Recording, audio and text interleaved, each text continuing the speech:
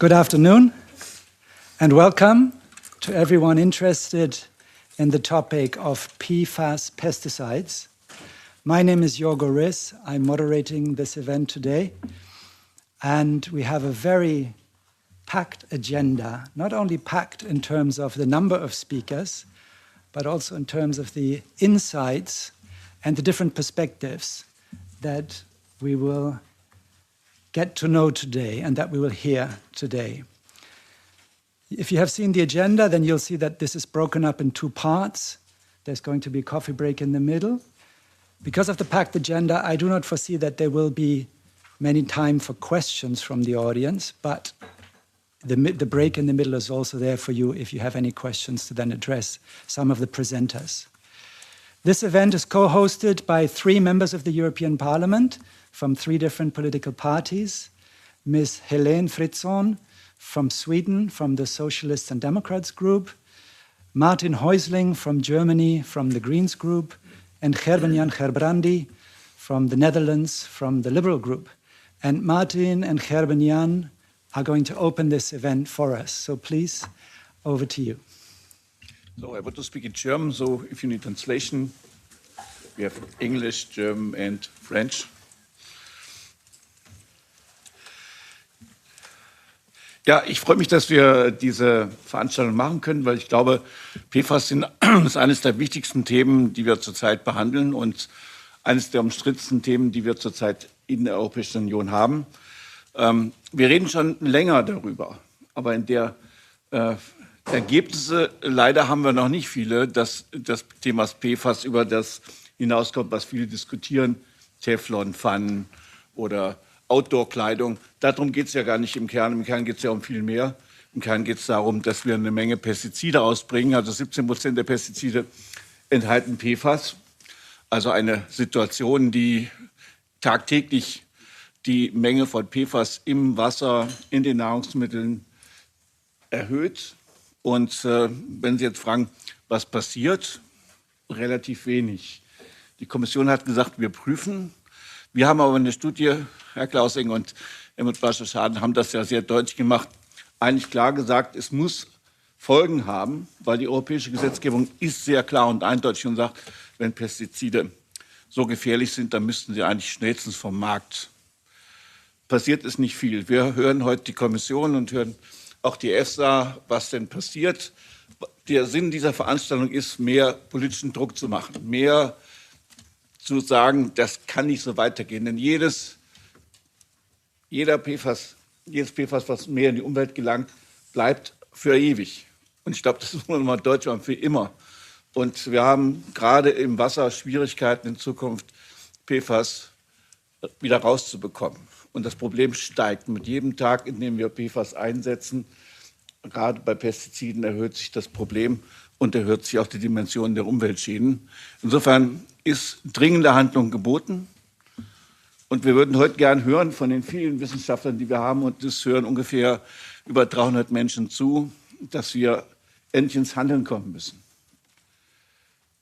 Leider, muss ich sagen, haben wir ja bei der jetzigen Kommission eher die Tendenz zu sagen, ja, die Landwirtschaft hat zu wenig Chemikalien, wir müssen schneller genehmigen, wir müssen auch, gerade was jetzt bei Food and Feed auf den Tisch kommt, nicht mehr nach 10 Jahren Pestizide überprüfen.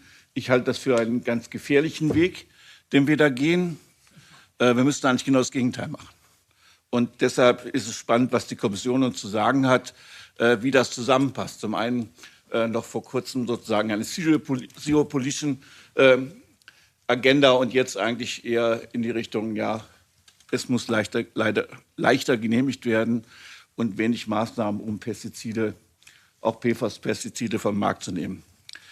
Ich freue mich, dass die beiden Kollegen hier mit dabei sind. Insofern zeigt es ist nicht nur eine Sache der Grünen, sondern auch von Renew und von der S&D-Fraktion. Und ich hoffe, wir können heute Erkenntnisse mitnehmen, die auch allen in der zukünftigen politischen Diskussion helfen. Vielen Dank. Herzlichen Dank, Martin Häusling. Und wir geben gleich rüber. We pass the mic to Gerben-Jan Gerbrandy. Yes, thank you, Jorgo, and many thanks to both Martin and Helene for hosting this event together with me, and for Martin and Pan Europe for taking the initiative. in Dutch, we have a saying that even a donkey doesn't hit the same stone twice. And we human species, we make fun of donkeys. At the same time, we hit our heads numerous times against the same stone. And one of the examples is chemicals and pesticides. We all know the example of DDT that used to be in the 40s and 50s and 60s. It was a wonderful pesticide and it would change the world completely. And then more and more information came up that it was causing cancer, killing our biodiversity, etc., etc. And fortunately, in the 70s, it was forbidden. And the same we had with asbestos. It was the perfect isolation material, and it was used many, many, many times in many occasions. And then after a few years, it became clear that, again, it was causing cancer. And we had to get rid of that. And again, now with PFAS, or at least certain people believe that this is the new miracle chemical, and that we can use it without any problems. At the same time, we know it's a forever chemical. It causes a lot of problems. And now we see how difficult it is, again, to move forward in the process of being a magical chemical substance to a problematic one. And I think that is where we are at the moment. It's already 3 years ago that a few member states, the Netherlands, together with Denmark, Germany, Sweden, and Norway not being a member state of the EU, but being included in this, submitted a formal proposal at the EU to move towards a total PFAS ban in Europe. That's 3 years ago. And since then, not a lot has happened. And I think that's a real concern.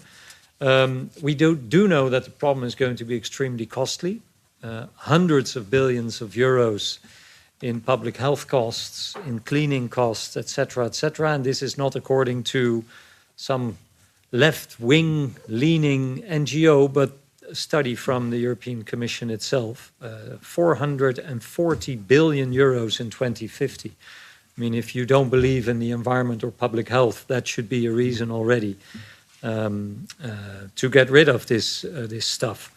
One of the areas that is the most difficult, because in consumer goods you see things moving towards the right direction. The most difficult one is in pesticides, the TFE. And I find it incredible that is so difficult, because when used in pesticides, it automatically ends up in our water, in our drinking water, in wine, in bread, in, well, everything that we eat and drink. And I think that is an enormous problem.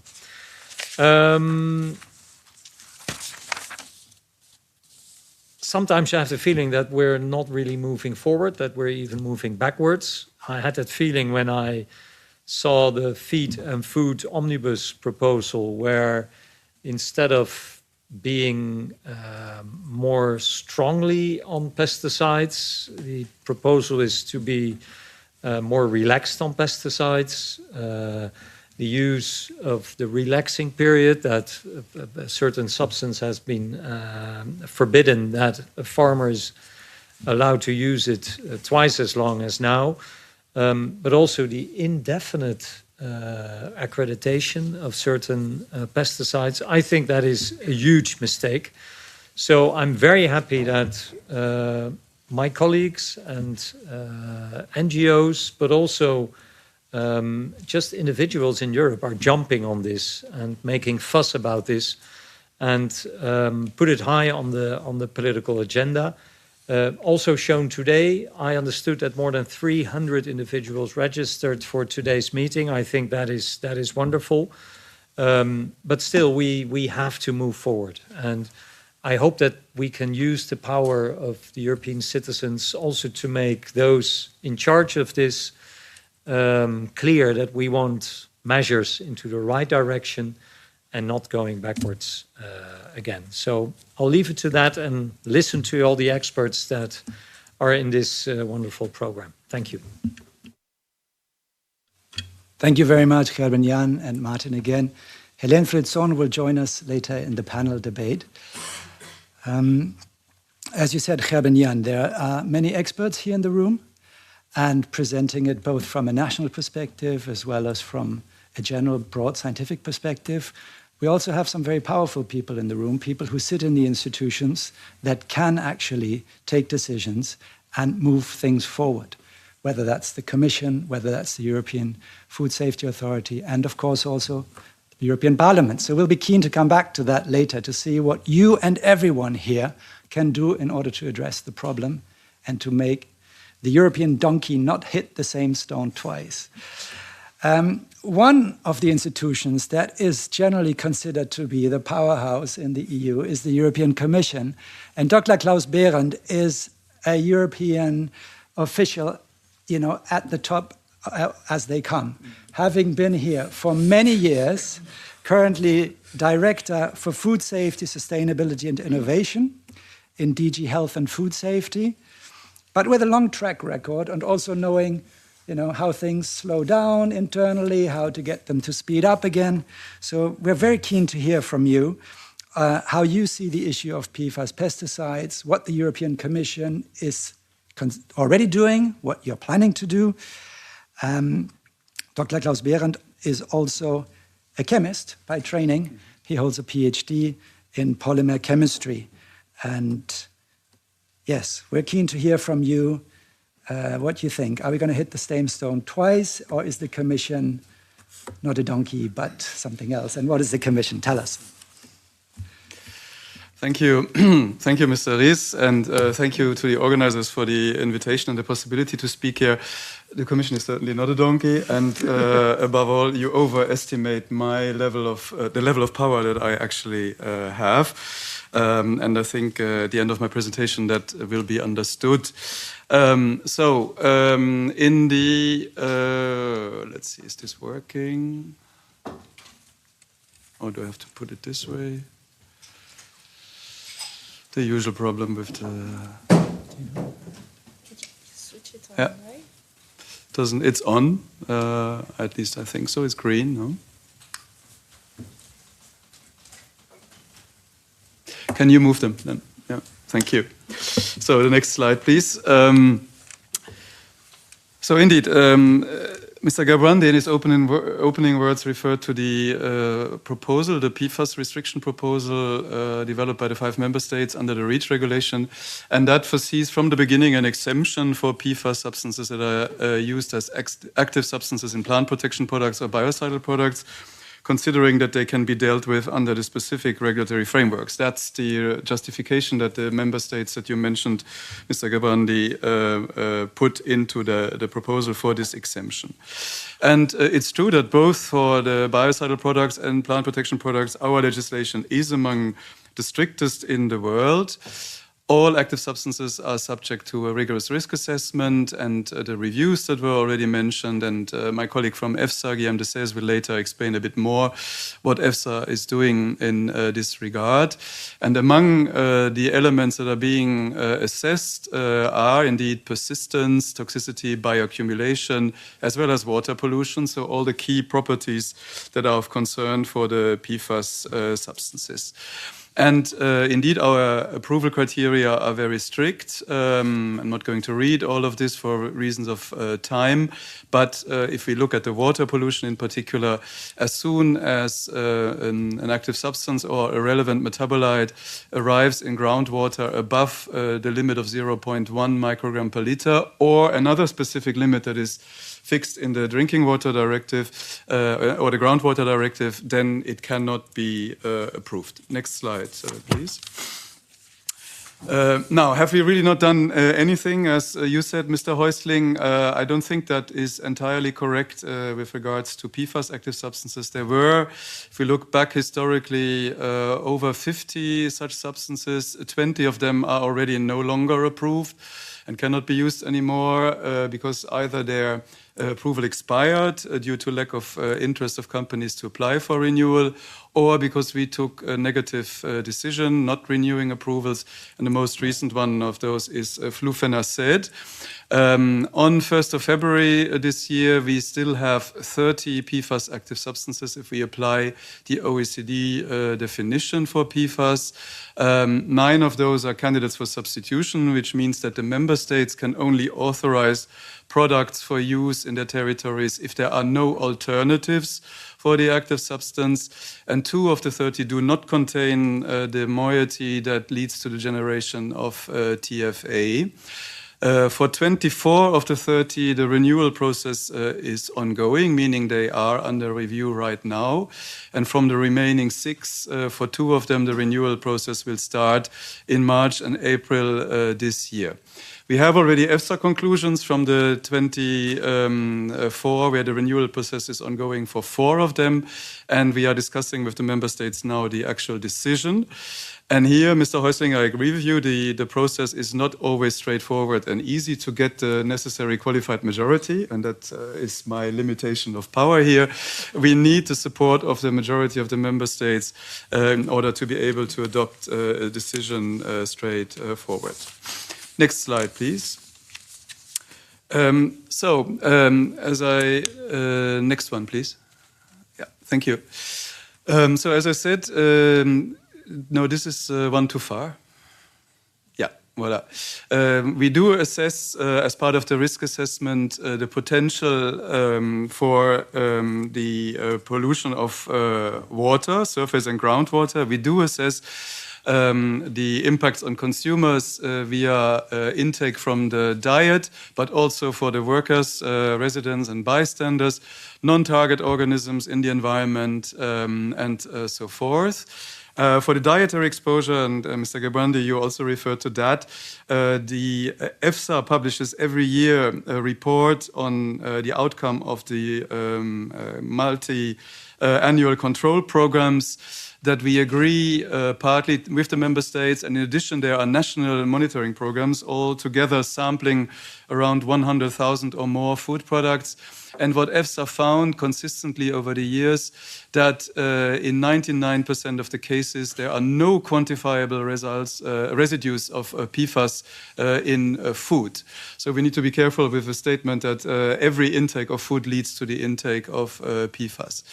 The possible formation and uptake of TFA, trifluoroacetic acid, in crops and the environment is also assessed, including in particular the possible contamination of groundwater. And if indeed more than 0.1 microgram per liter are found in all the pertinent scenarios for the groundwater risk assessment and cannot be mitigated, then the substances cannot be approved. And that was, among others, a factor for flufenacid that I just mentioned for the non-renewal. So next slide, please. It is indeed, I think, widely recognized that TFA is a substance of multiple sources. And whilst you said, Mr. Häusling, that it's one of the main sources, actually, I think it's more complicated. From atmospheric deposition, in particular from F gases, is probably much more in terms of overall volume. But it depends indeed on the area, on the situation, on the precise location where you measure. The routes, the exposure routes vary between the member states and even within member states. And also TFA is found in areas where there is absolutely no use of pesticides. So it's not so easy to say that every use of every PFAS active substance will lead to groundwater pollution. And also the data from Denmark confirm that the precipitation is a major source of pollution by TFA. That said, we do fully recognize that PFAS active substances can be a source and potentially also a significant source, and that is why of contamination, and that is why this is examined so carefully as part of the risk assessment process. Next slide, please. We also, well, I cannot manage in 1 minute, but okay, if we don't have that time. The presence of TFA in the environment does not itself immediately indicate a risk, and the 0.1 microgram per liter limit is a regulatory limit that is not an indication of an actual risk. It's an expression of the desire to keep groundwater free of pollution. Where member states have already set at national level health-based thresholds for TFA, they vary significantly between 2.2 and 100 microgram per liter, and are thus significantly higher than this regulatory limit in our legislation. And also in its proposal for classification that the German BFR has submitted to ECHA, BFR has noted that the current exposure levels to TFA are far away from any level that would indicate a significant or any risk, actually. Next slide, please. That said, indeed, this process for harmonized classification and labeling submitted by the German authorities is in the procedure, and RAC is expected to adopt its opinion on 26th of October this year. The Commission has given a mandate to EFSA to reassess the toxicological reference values for TFA, and I think we will hear more about that also later. And the public consultation on that draft assessment was already carried out, and we expect that EFSA delivers by July this year. We have also given a mandate to EFSA and ECHA to check whether the current test methods to detect the formation of TFA in soil and water are adequate, because we got signals, I think in particular from Denmark, that might not be the case. And we have signed an agreement with the World Health Organization to determine the relevant PFAS in drinking water and ask the World Health Organization to recommend health-based values for these relevant PFAS. And our colleagues from DG Environment are also conducting a study to analyze treatment techniques for the removal of PFAS from drinking water. And as a last point on this slide, in the new drinking water directive, we have also an obligation for member states to monitor the presence of either a group of 20 PFAS or a PFAS total, and the details on how this is to be done are under development by our colleagues from DG Environment. So, last slide, Mr. Chairman. What is next? So we will continue these assessments of the PFAS active substances, including all the elements that I mentioned earlier. Together with the member states, we believe that a case-by-case approach for each individual substance is needed. A, because that's what the legislation requires, and B, because the circumstances can indeed be different for every substance and the different uses.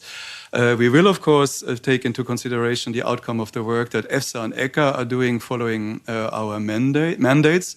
And in the meantime, the member states are perfectly entitled to act at any time to amend or withdraw authorizations of products. And Denmark, and we will hear about that, I think also today, has done that recently for products containing 6 particular active substances. And other member states have announced that they will also verify product authorizations, and they are mentioned here. Again, Norway not being a real member state, but acting in sync with the others. And we will continue discussing this matter with the member states in the Standing Committee at every meeting, basically. And 3 member states have asked the Commission to trigger an early review of the approvals for the 6 substances that are not yet under a renewal procedure. 2 of them will anyway start in the coming month. But there was not much support from the other member states for that request. And with that, thank you very much for your attention, and I look forward to the discussion. Thank you very much, Dr. Behrendt. And this was a perfect example of good cooperation between the different institutions, because the 2 MEPs were a bit ahead of time, and that gave you that necessary space to give us all the information that we wanted to hear. So thank you very much for giving it to us in full. I've also noted already a first point of possible tension or difference of interpretation, namely, how sure can we be that PFAS pesticides are a source or relevant source of TFA pollution? Martin Häusling sees that as a very clear case. You say it's not so clear. Not for every substance. Indeed. And so we have some people here also who can further enlighten us and help us as the audience to come to our own conclusions on this. And the next person to present here is Dr. Helena Banning. She has traveled from Germany to be with us today. In Germany, she works for the German Environment Agency. She is an environmental scientist and a pesticide risk assessor. And with the German Environment Agency, she specifically focused on persistent and mobile pesticide degradation products and their impact on groundwater and drinking water. So exactly what we are concerned with today. You are also a PhD in chemistry, namely in isotope geochemistry. So we're keen to hear from you what you found in your work on UBA and whether on this point that has already come up as a first potential contentious point, pesticides, are they a significant source or not of TFA? Please, Dr. Banning. Okay, thank you so much. I hope this is working with this clicker. Yes, it does. Okay, thank you. I'm happy to be here and to present some recent results of our small research project. So it's not about contamination in the groundwater, like not measured data, but it's more about what can we expect from these PFAS pesticides in terms of their leaching to groundwater. We did some groundwater modeling, and I would like to present the results to you now. We heard this already. We are working on the topic of TFA for a long time, for several years now. And if you are a little bit familiar with our work on TFA, you may know this map of Germany you see here. In this map, we figured out the different sources of TFA and which share they have for the groundwater and for the surface water in Germany. So the question that has been discussed, of course, there are many sources for TFA, refrigerant, industrial, and pharmaceuticals, and also pesticides. And what we found out is on a very local level, we see what you see here at the green parts in the counties in Germany, that pesticides are the major source. And we also found out that for the groundwater contamination, pesticides are responsible for 75% of the contamination. So pesticides are a major source of TFA in groundwater, although not the only one, of course. What does it mean? There are 30 approved pesticides that may form TFA. Maybe this number is a little bit outdated. I heard the most current number of 28. And for 2 of them, we have the proof that the TFA is formed in soil. This is a very important information for us for the risk assessment in the approval procedures. We need this, then we can do like a proper groundwater modeling for the risk assessment. But for 8 of the substances, we have the proof that TFA is formed, but not from these soil studies we need. And for 20 of them, we don't have a proof that TFA is formed, but it is considered very likely. If you see the molecule on the lower part of the slide, you see there is this fluorinated moiety, and this very likely transforms to TFA. So what we did to feed this data gap is that we estimated the maximum possible TFA formation to set an upper limit. So we used the groundwater models and the scenarios that are commonly used for the risk assessment, for the approval and the authorization procedures. We used the EU agreed parameters for pesticides and metabolites, and then we added the TFA. And we assumed, because we don't have the data, we assumed that TFA formation is 100%. It's a maximum. It may overestimate in some cases, but this is a default value, and it's not completely unrealistic for every active substance, and also it's not very unusual to do this in lack of data. It's what you usually are doing in these risk assessments. We have the calculation for 24 most important pesticides. Most of them still approved, some are non-approved, and all this data is published. Here is the link for you. So this is a graph of the overall results. You can see these little colorful squares shows us different application patterns and also representative climate and soil scenarios. And what you can see here, the modeled TFA concentrations, they depend, of course, on the active substances, but not only. They also are very much dependent on the amount you apply, obviously, but also on the time when you're applying, the frequency, and also the climate and soil, so the place where you are applying these. And then we put it in relation to the value of 10 microgram per liter. You can see this as a line here. We did this because when we started the calculation, this was the most relevant threshold value because it was considered a non-relevant metabolite for pesticides by then. And there the threshold of 10 is the one. What you can see is that, of course, many of these data points are above this line, which means that it's really challenging to keep this value. But what you can also see is that for most active substances, there are some uses below this line. So it seems to be a problem that is a challenge, but it is manageable somehow with risk mitigation measures and so on. But then something happened to TFA regulation. So it was discovered that TFA is toxic to reproduction. And because of this threshold value has to be chosen to be 0.1 according to regulation. This is factor 100 lower. And this is quite a challenge. So if you look at this graph, you cannot see how many data points are below 0.1. If we zoom in a little bit, you can see it. There is this line at 0.1 now. And you can see that most of the data points are far below this line. So what does it mean now for the regulation? Does it mean we have to take all these substances from the market because they cannot keep this value of 0.1? Not necessarily, because, as I said, this is a maximum, because we don't have the data. So I brought you an example to see what can be done. This is one of the substances where we have proper data. This is two of the substances. This is one, an insecticide in winter cereals. And you see on the left side the maximum TFA formation, the modeling I have showed you before. And next to it, you see more realistic parameters from the soil studies according to guideline what we need. So we see the values are decreasing. Of course, it's more realistic, but it's not sufficient. It's very well above 0.1 still. What can be done is reduction of pesticide use. Of course, this helps. If you use not twice 70 gram, but only once, values are further decreasing, but still not 0.1. And if you use it not early in cereals on the bare soil, but later when the crop is developed, it's further decreasing. And if you don't use it annually, but every third year, it's further decreasing, of course. And then at some point, you see there are some single uses that can be below 0.1. So it may work, yes. For some substances, it really may work that TFA values can be below 0.1, being more realistic, reduce a lot of pesticides, which is required that the refinement of the model parameters.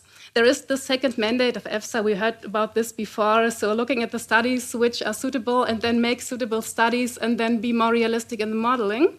But what you also need probably for most of the substances is a strong reduction in pesticide amounts and frequencies. And this requires a more strategic approach. So mixing non-chemical and chemical measures, maybe do precision application, like putting a very precise amount instead of treating the whole field. But at this moment, to do a little bit of expectation management, we see that for many substances, you have seen the graph. The TFA leaching, the maximum is well above 0.1. It's 100 maybe, or 50 or something. So it's not easy to reach 0.1. It's very unlikely to reach this.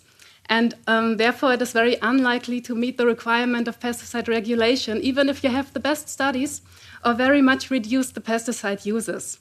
And this especially applies for those for which we have the proof that TFA is formed already, of course. So what we need is urgent action.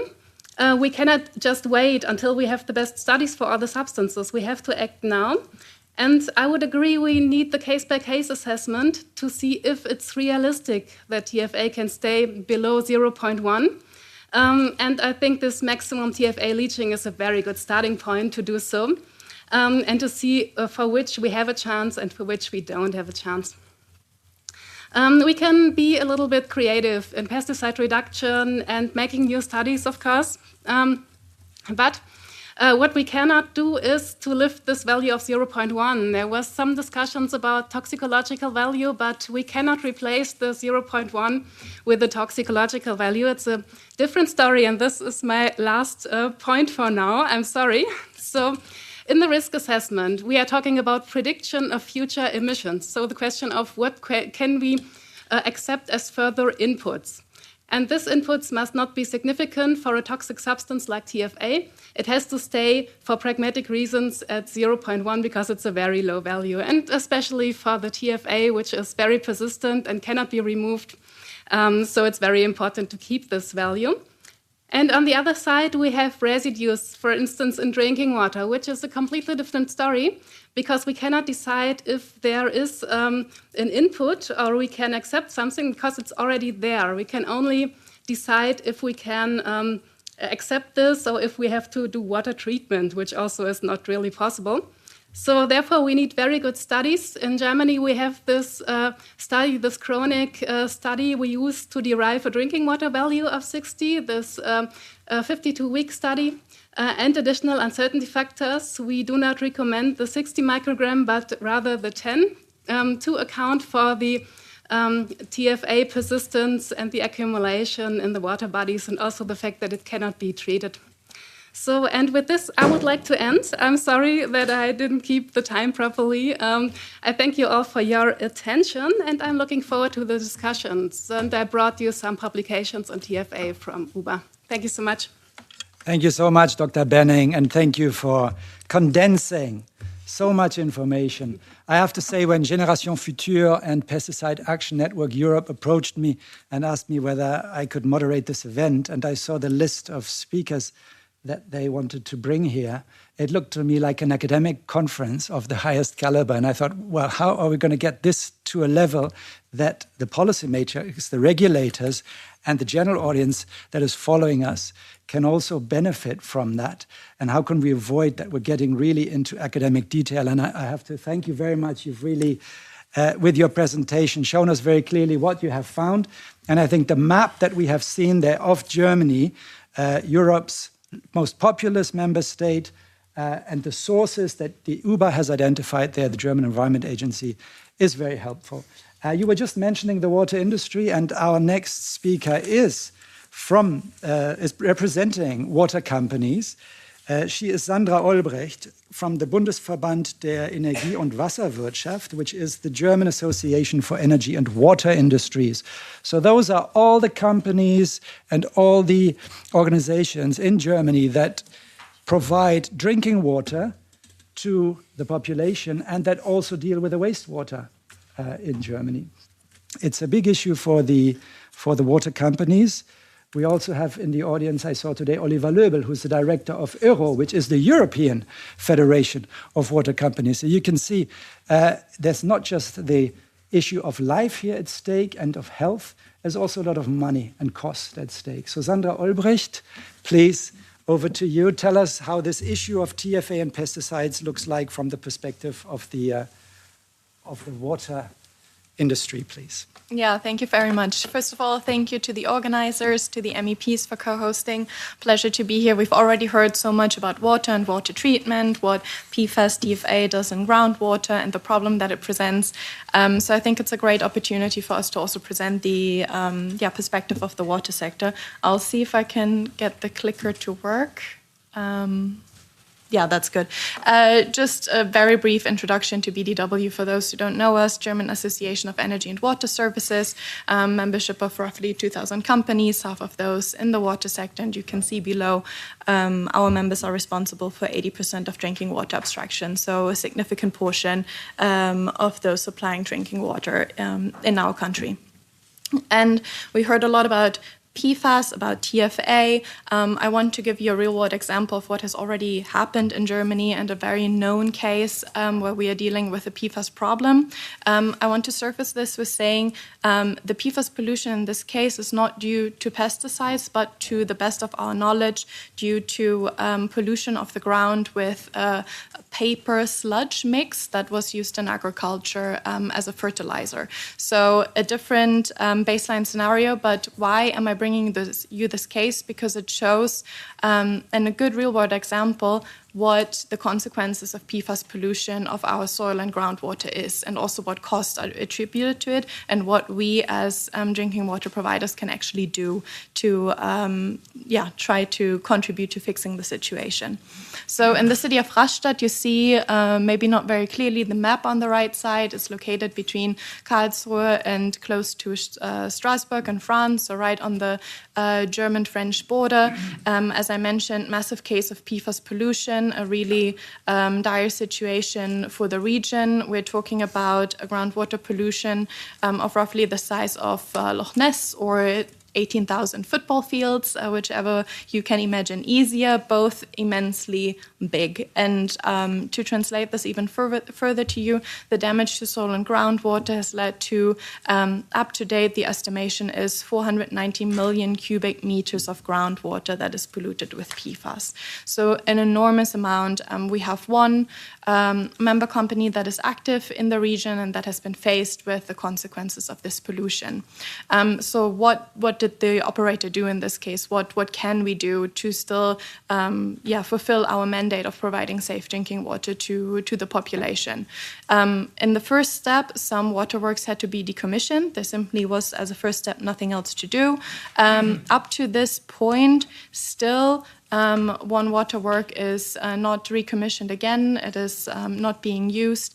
With the installation of treatment at the other ones, we could ameliorate the situation and can use it again. But that was only possible because extensive treatment was installed. And we are talking until 2024 about sums of around 24 million euros in capex. And this company is now facing a €250,000 of OPEX cost, and that is yearly. For those of you who might not be so familiar with the drinking water sector, in Germany it's mainly public, and we operate according to the cost recovery principle, so that the costs that occurred have to be covered by those who pay for the drinking water, which is basically households and also connected industry. What did this pollution case mean? What did the treatment mean? It led to a doubling of the water price, and that is indiscriminate. It doesn't matter which household, what the household income is, what the social status is. This is the situation that we have been facing in Rastatt. So very practically, what can we do with the drinking water? How do we treat it? Well, first of all, it depends a little bit on the question of what kind of PFAS pollution are we encountering, what is the leading factor. And overall, we can see that the shorter the PFAS chain is, the more difficult it is to remove, and the more stringent the treatment has to be. And that makes TFA such an especially difficult case because it's such a short chain PFAS, and thereby very difficult to remove from drinking water. Up to now, we can say that it is not possible to remove it by 100%. We have different treatment technologies: activated charcoal, ion exchange, reverse osmosis. I'm not going to go into the technical details of each of them, but you can also have a combination thereof according what is required.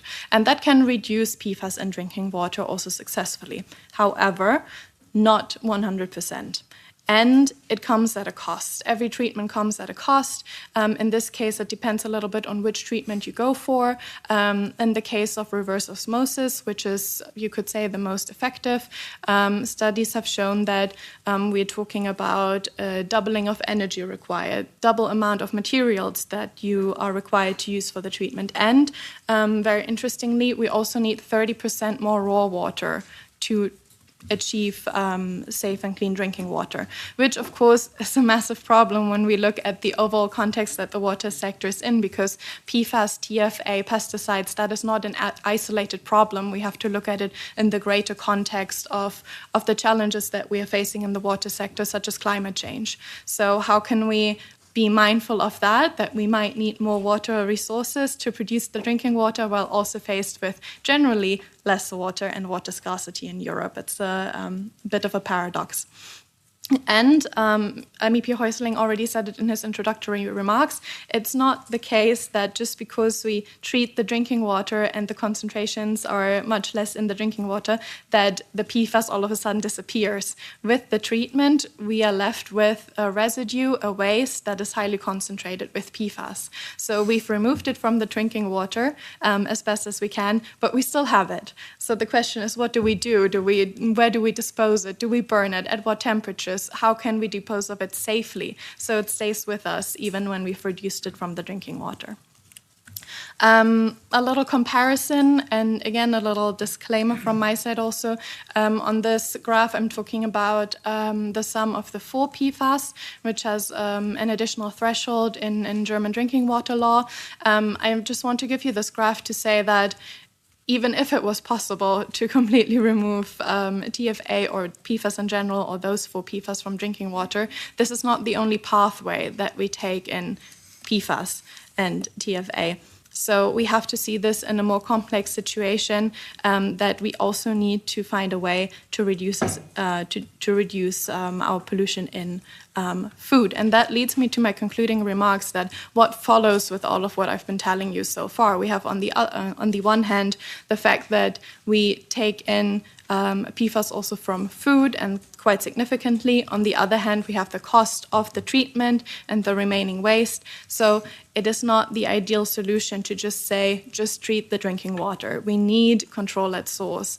Only what we do not bring into the water cycle and the food cycle, in this case, in the first place, can be effectively monitored and limited. Because if we just try to treat the drinking water, it cannot be as efficient as source control. And we always have the question of the cost.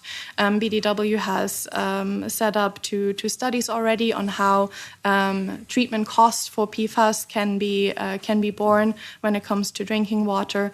We think that the polluter pays principle has to implement it, because even if we would like a ban of PFAS and pesticides by yesterday, this will be difficult to put into practice. So what do we do in the meantime, and what do we do with legacy pollution?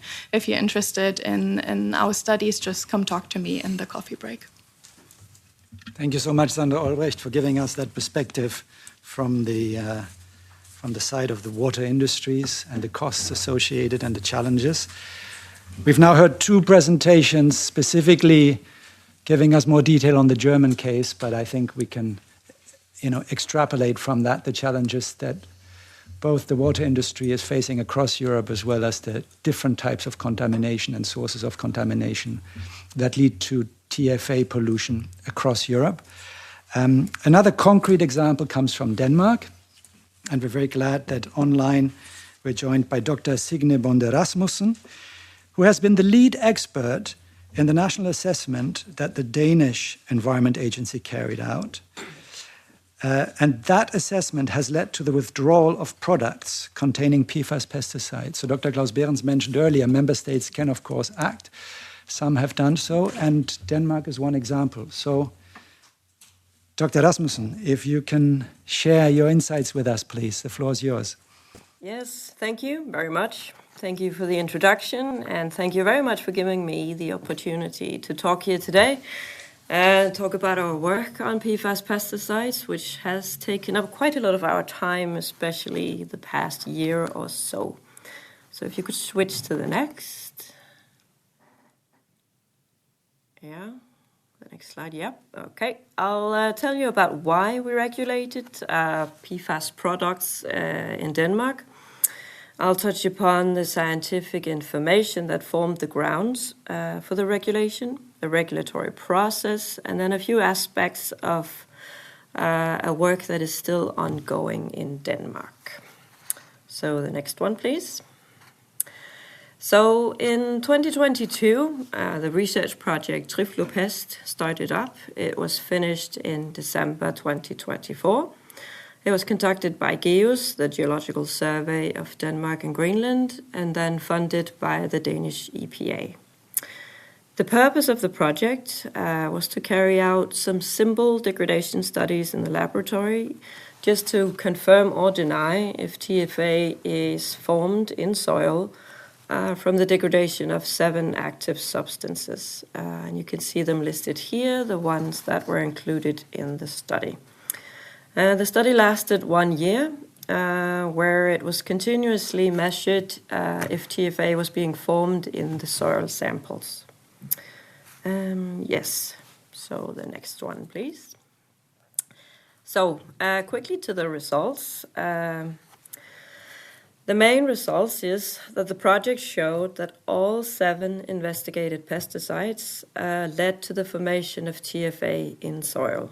And just to emphasize that this is new information. And the figure here is an example of one of the 7 pesticides investigated, and similar graphs are made for the remaining 6 pesticides. And what you see is the development in the formation of TFA over time. And as time passes, more and more TFA is being formed. And this accounts for all 7 investigated pesticides. And the results also indicate that if the study was prolonged to last more than a year, it is very likely that that more TFA or even more TFA would have been formed over time. So the next one. Yes. So we looked into information on the link between pesticides and TFA from other sources than just the TrifluPest project, and that is mainly from EU assessment of active substances on pesticide active substances. It has for a long time been known that flufenacid, previously mentioned as well, and fluortamon, that they form TFA in soil. But then the currently ongoing EU assessments of flunicamid and fluoporam also show that they too form TFA in soil. And then the information from these EU the EU assessments give us some information on the TFA properties, like how it behaves in the environment. And the 2 properties that are most relevant for this specific case is that TFA is not degrading in the environment, so what we call as being persistent. Meaning that when it's firstly released in the environment, it does not disappear again. It's there. Furthermore, it's extremely mobile, meaning that it does not sorbed to soil particles, it does not cling to the soil particles, causing it to transport down the soil more or less unhindered, so it has a high leaching potential to groundwater. And when combining these TFA properties in the EU groundwater modeling, then the predicted TFA concentrations in the groundwater are consistently above the 0.1 micrograms per liter, which is basically what Helena showed us previously. Yes, so if you could move on to the next. So when it comes to the approval requirements of pesticides, and the one specifically relevant again for this case, there are 2 decisive requirements, especially or the ones that we've used in Denmark. And they're listed here, the first one being the limit value for pesticides in groundwater, meaning that the use of pesticides cannot cause concentrations in groundwater exceeding the 0.1. And as I just mentioned, the previous groundwater models from the EU assessments showed that this is consistently the case. So we considered that this criteria is not complied with when it comes to TFA. Then in Denmark, we have this Danish persistency criteria for pesticides, meaning that a pesticide must not have a degradation half-life in soil exceeding 180 days. So if you have a pesticide located in the soil, half of it must be degraded or gone by 180 days. And as I also mentioned, then the studies from the EU assessments have shown that TFA does not degrade at all So meaning that this half-life criteria of 180 days for certain is exceeded. So both these two criteria have not been complied with when it comes to TFA. So to sum up, the trifluoroacetic project showed us that TFA is being formed from these particular active substances. Then when you look into the EU assessments, then we see that TFA is not able to comply with these two requirements. And therefore, the Danish EPA initiated reassessments of products containing these active substances where it has been shown that TFA is formed in soil. And that is 6 active substances and a total of 33 products. So we went through the scientific information, ended up doing a consultation of the producers of the products. And then in the end, all 33 products were withdrawn from the market in Denmark. Yes, so the next one, please. Yes, the withdrawn products in Denmark were used on a range of different crops, where potatoes is expected to be the most affected crop from these withdrawals. So the Danish Ministry of Environment decided to start up 2 task forces to help minimize the consequences of the withdrawals. So one task force is to deal with only potatoes, and the other one is to deal with the remaining crops. The goal is to identify possible chemical alternatives that potentially could be authorized for use on the affected crops. This would follow or have to follow the normal authorization procedure, including submission of an application to the Danish EPA and then also a risk assessment conducted by the EPA. The task forces are currently ongoing and expected to run until the autumn 26, so there is no result of it yet. The Danish EPA chairs the work, and participants are a number of representatives from the agricultural sector, so knowing about pesticides and crops. Yes, and the last one, I just want to finish off with giving a status on the remaining PFAS pesticides that are still approved for use in Denmark, as they are suspected of forming TFA in soil as well. The Danish EPA is of the opinion that currently there's not enough information to initiate a reassessment of the products, like comparable to the one we did for the 33 products. So there's not much more we can do at the national level to clarify if TFA is being formed or not from these pesticides. But, as also mentioned earlier, the pesticide regulation contains the possibility for member states to ask the Commission if they would initiate a reassessment of the active substances. And also mentioned, we did this in September 25, but currently the Commission is still rejecting the proposal. So, and I'd just like to mention that other member states are starting to act on the trifluoroacetic project, on the results from the project as well. So Norway, Sweden and the Netherlands have announced that they too will start a process of re-evaluating such products in their countries. So yes, the next slide. That was the words from me. Thank you. Thank you so much, Dr. Rasmussen, for joining us today and for sharing that very interesting information from Denmark.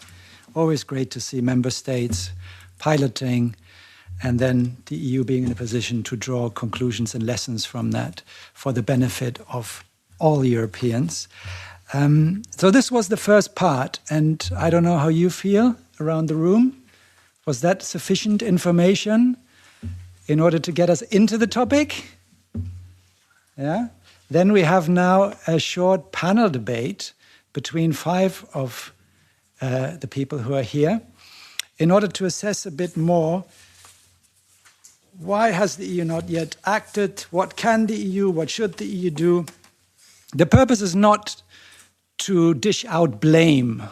The purpose is to identify who has responsibility, who is willing to take responsibility, and how can we all, from our different positions, support and contribute to make sure that Europe is moving ahead here.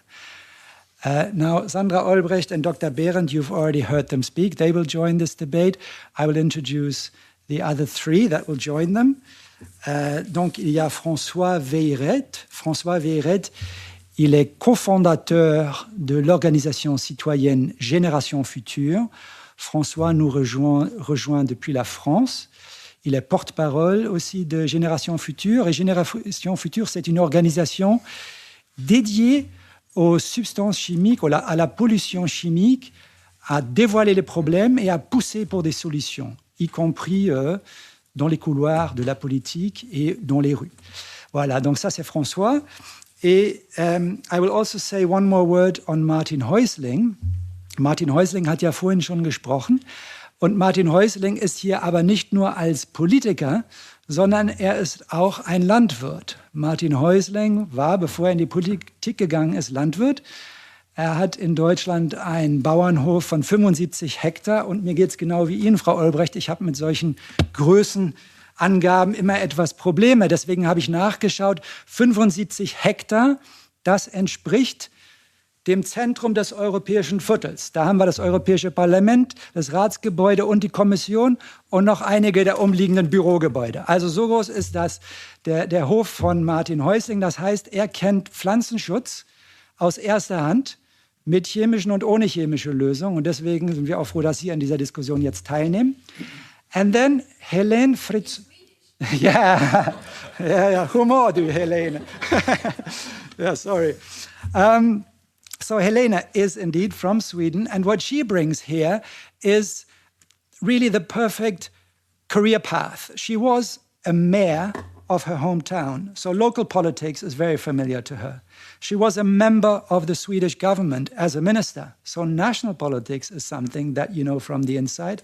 And now you are a member of the European Parliament, and Swedish sources have told me you are the Swedish MEP that is most visible and present in Sweden in the media. So again, we're very happy to have you here. And maybe I start with you, Helene, among the five of you to kick this off. Those who follow the issue of PFAS and TFA know that Sweden, unfortunately, is also, in some cases, very heavily affected by this. You have PFAS hotspots in your country. You also suffer from water contamination. From your perspective, looking at it, as a Swede in Brussels, what are you expecting from the European level? What are you hoping will come out of this event today, and anything that you and the Parliament could possibly do on this issue? Thank you so much. And let me say I'm very happy to see all of you here in this very important seminar about PFAS and TFA. I'm from the south of Sweden, and I live quite close to Kallinge, one of the biggest PFAS scandals in the world. So I can really feel how important this is for our citizens, that we, as responsible decision makers, that we take our responsibility. So first of all, we need a universal PFAS ban. As I'm sure everyone here knows, this is currently, we have heard it here, handled by ICA, and the proposal includes banning F gases, one of the main sources of TFA. This would be a very important step to stop the pollution of our groundwater. So we wait for it, and I really hope that something will happen. I'm very worried about what the Commission will decide to do with the proposal. We have heard that the Commission only want to ban PFAS in consumer products. It's important, of course, but it's not enough. We need more. So we need to take action on pesticides. Piece by piece, we have been getting evidence that TFA poses much greater risks than we previously thought. We should not repeat the mistakes of the past. We have heard before about DDT, and we were too slow to act. So we need to act now, and this will have huge costs both for human health and for public finances if we just do as we do today. I'm happy that Denmark, my neighborhood, showed leadership by banning PFAS pesticides. They are pushing the European Union into action, and Sweden is now following their lead. But Sweden is also saying very clearly, we are only reviewing pesticides with active substances that already are banned in Denmark. And why that? Yes, because we need to follow the different processes that are going on at the EU level. We have both EFSA and ECHA, their mandates and the renewal processes, and we are on one single market. So we need to act together. We cannot have 27 different policies. So from my point of view, I can see it's really important that the Commission needs to show leadership and make sure that we do not have any authorizations for active substances that can harm our health or our environment. So the EU needs to be proactive. The legislation is clear. The Commission may review approvals at any time, for example, when we get new information about risks to health. And both the Member States and the European Parliament, we expect the EU to be ready to use this legal space and take action. So we cannot allow pesticides that poison our soils and our water. And I can hear already today that we agree that we need action. So thank you so much for that. Thank you, Helene. Sandra, Klaus, François, Martin, from the presentation you've heard, what struck you particularly? What do you think is an element that could help you in your role or help all of us to make the EU move ahead with the problem of TFA, to start limiting the contamination? François. Oui, merci. J'ai pris connaissance avec un grand intérêt de la démarche du Danemark, qui a donc retiré un certain nombre de plusieurs dizaines de PFAS, pesticides PFAS. Et pour nous, c'est quand même extrêmement intéressant, parce que bien sûr, nous, en tant qu'organisation non gouvernementale française, on a été voir, on s'est adressé à notre gouvernement, on a suivi les conseils de la Commission. Mais la réponse qui nous est faite, c'est « Ah oui, mais non, parce que en fait, les syndicats agricoles, et on les comprend, ne veulent pas qu'on retire des pesticides en France et pas ailleurs, pour des raisons de distorsion de concurrence. » Donc oui, en théorie, on peut, au niveau national, faire des choses, et l'exemple danois le montre. Mais au niveau français, par exemple, ça ne marche pas parce qu'il n'y a pas le courage politique, sans doute, qu'il y a eu au Danemark. Il faut appeler un chat un chat. Et donc, on est dans une impasse. Donc, c'est pour ça que ce qui est important, ce que je retiens dans l'exemple du Danemark, c'est que c'est techniquement possible de le faire. Mais pour que politiquement ça s'impose, et là je rejoins Madame Frison, pour que ça s'impose au niveau politique, au niveau communautaire, je crois que la Commission a vraiment une action forte à mettre en œuvre pour éviter que tout le monde se regarde et personne n'y aille finalement et qu'on sorte de l'immobilisme. Donc voilà, c'est plutôt l'appel moi, que je veux faire à la Commission européenne. Suivons l'exemple danois qui montre qu'on peut produire sans PFAS pesticides, mais il faut que quelqu'un lance l'opération. Oui, voilà. Others who would like to come in? Klaus and then Martin. Yeah, thank you. Maybe this is a good point to look a bit at the situation that we heard from Mrs. Rasmussen about Denmark, and maybe a question for clarification. My understanding is that Denmark did indeed withdraw the authorization of the products containing these 6 active substances, but not all PFAS active substances.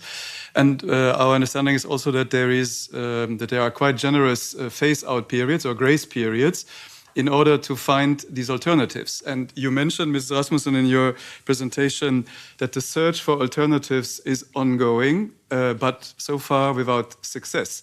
So a question, if you can answer, what will happen if by the autumn of this year, when these task forces are supposed to deliver, no alternatives have been identified? What will happen then in Denmark? And that joins what Mr. Verret said.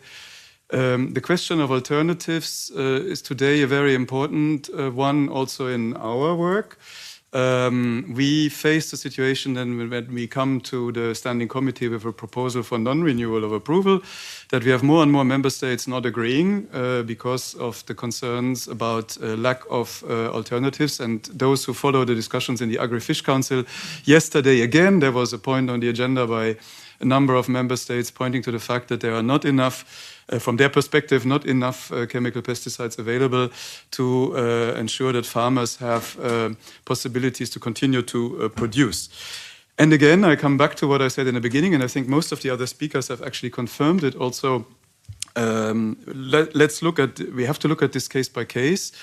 And we have one EFSA conclusion for one active substance on the table right now at penoxulam, where EFSA has actually confirmed that no TFA is produced or generated.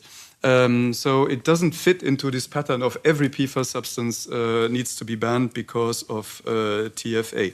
And the last remark in the reaction to Ms. Frisson, when Denmark withdrew the authorizations of the products containing these 6 active substances, the regulation, and here, Mr. Ries, I want to pick up something that you said, it's a joint responsibility of the member states and the Commission. Strictly speaking, the regulation requires that all other member states in the same zone, and that includes Sweden and Finland and the Baltic countries, also must automatically review the authorizations of these products. But they haven't done it. Sweden has now started, and Finland has announced that it will also do it. But they didn't do it at the time when Denmark made the notification that they withdrew these authorizations. So everybody has to act. Mr. Verret has mentioned the climate in France, and I think that is also one that is in other member states at the moment very acute. And also Denmark, as we heard from Ms. Rasmussen, is struggling with the questions of the alternatives. Thank you, Dr. Berndt. Before I give the floor to Martin Häusling, I just want to recall what my question was, because you are a very astute observer and you've identified further problems for action. But my question was a different one. My question was, what have you heard that would help you to move ahead with resolving the problem? But we'll come back to that. Are ongoing. I mean, the reviews for most of these substances are ongoing. Okay. And if indeed confirmed that they generate TFA at a concentration above the 0.1 limit, we will propose not to renew them. But the one example that I mentioned, the penoxulam, EFSA did not find that it produces TFA. Okay, thank you. Martin Häusling, please. Ja, ich muss noch mal sagen, wir sind mittlerweile bei 150 Hektar angelangt. Aber was Sie vergessen haben, wir wirtschaften seit 1988 biologisch, also ohne Chemikalien. Und es geht. Ja? Ist vielleicht nicht das Modell für jeden, aber es geht auch ohne Pestizide. Und ich sehe ja im Moment politisch, was in der Europäischen Union läuft. Sie haben es ja selber gesagt, Herr Behrendt, ja, wir haben nicht mehr genügend Pestizide. Deutschland nutzt 278 verschiedene Pestizide. Ja, das ist klar. In Deutschland noch etwas. Wir haben ja angefragt bei der Bundesregierung, wollen Sie nicht dem Beispiel von Dänemark folgen? Und dann hat die Bundesregierung, ja, wir schauen mal, wir warten noch mal ab. Wir gucken natürlich auf die Kommission und warten ab. Dieses Abwarten wird böse Folgen haben. Also mit jedem Tag, in dem wir Pestizide ausbringen, und das TFA-Problem wird sich erhöhen.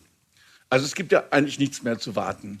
Und wenn dann gesagt wird, wir haben nicht mehr genügend Pestizide, dann kann ich nur sagen, ich glaube, wir haben schon noch genug Pestizide.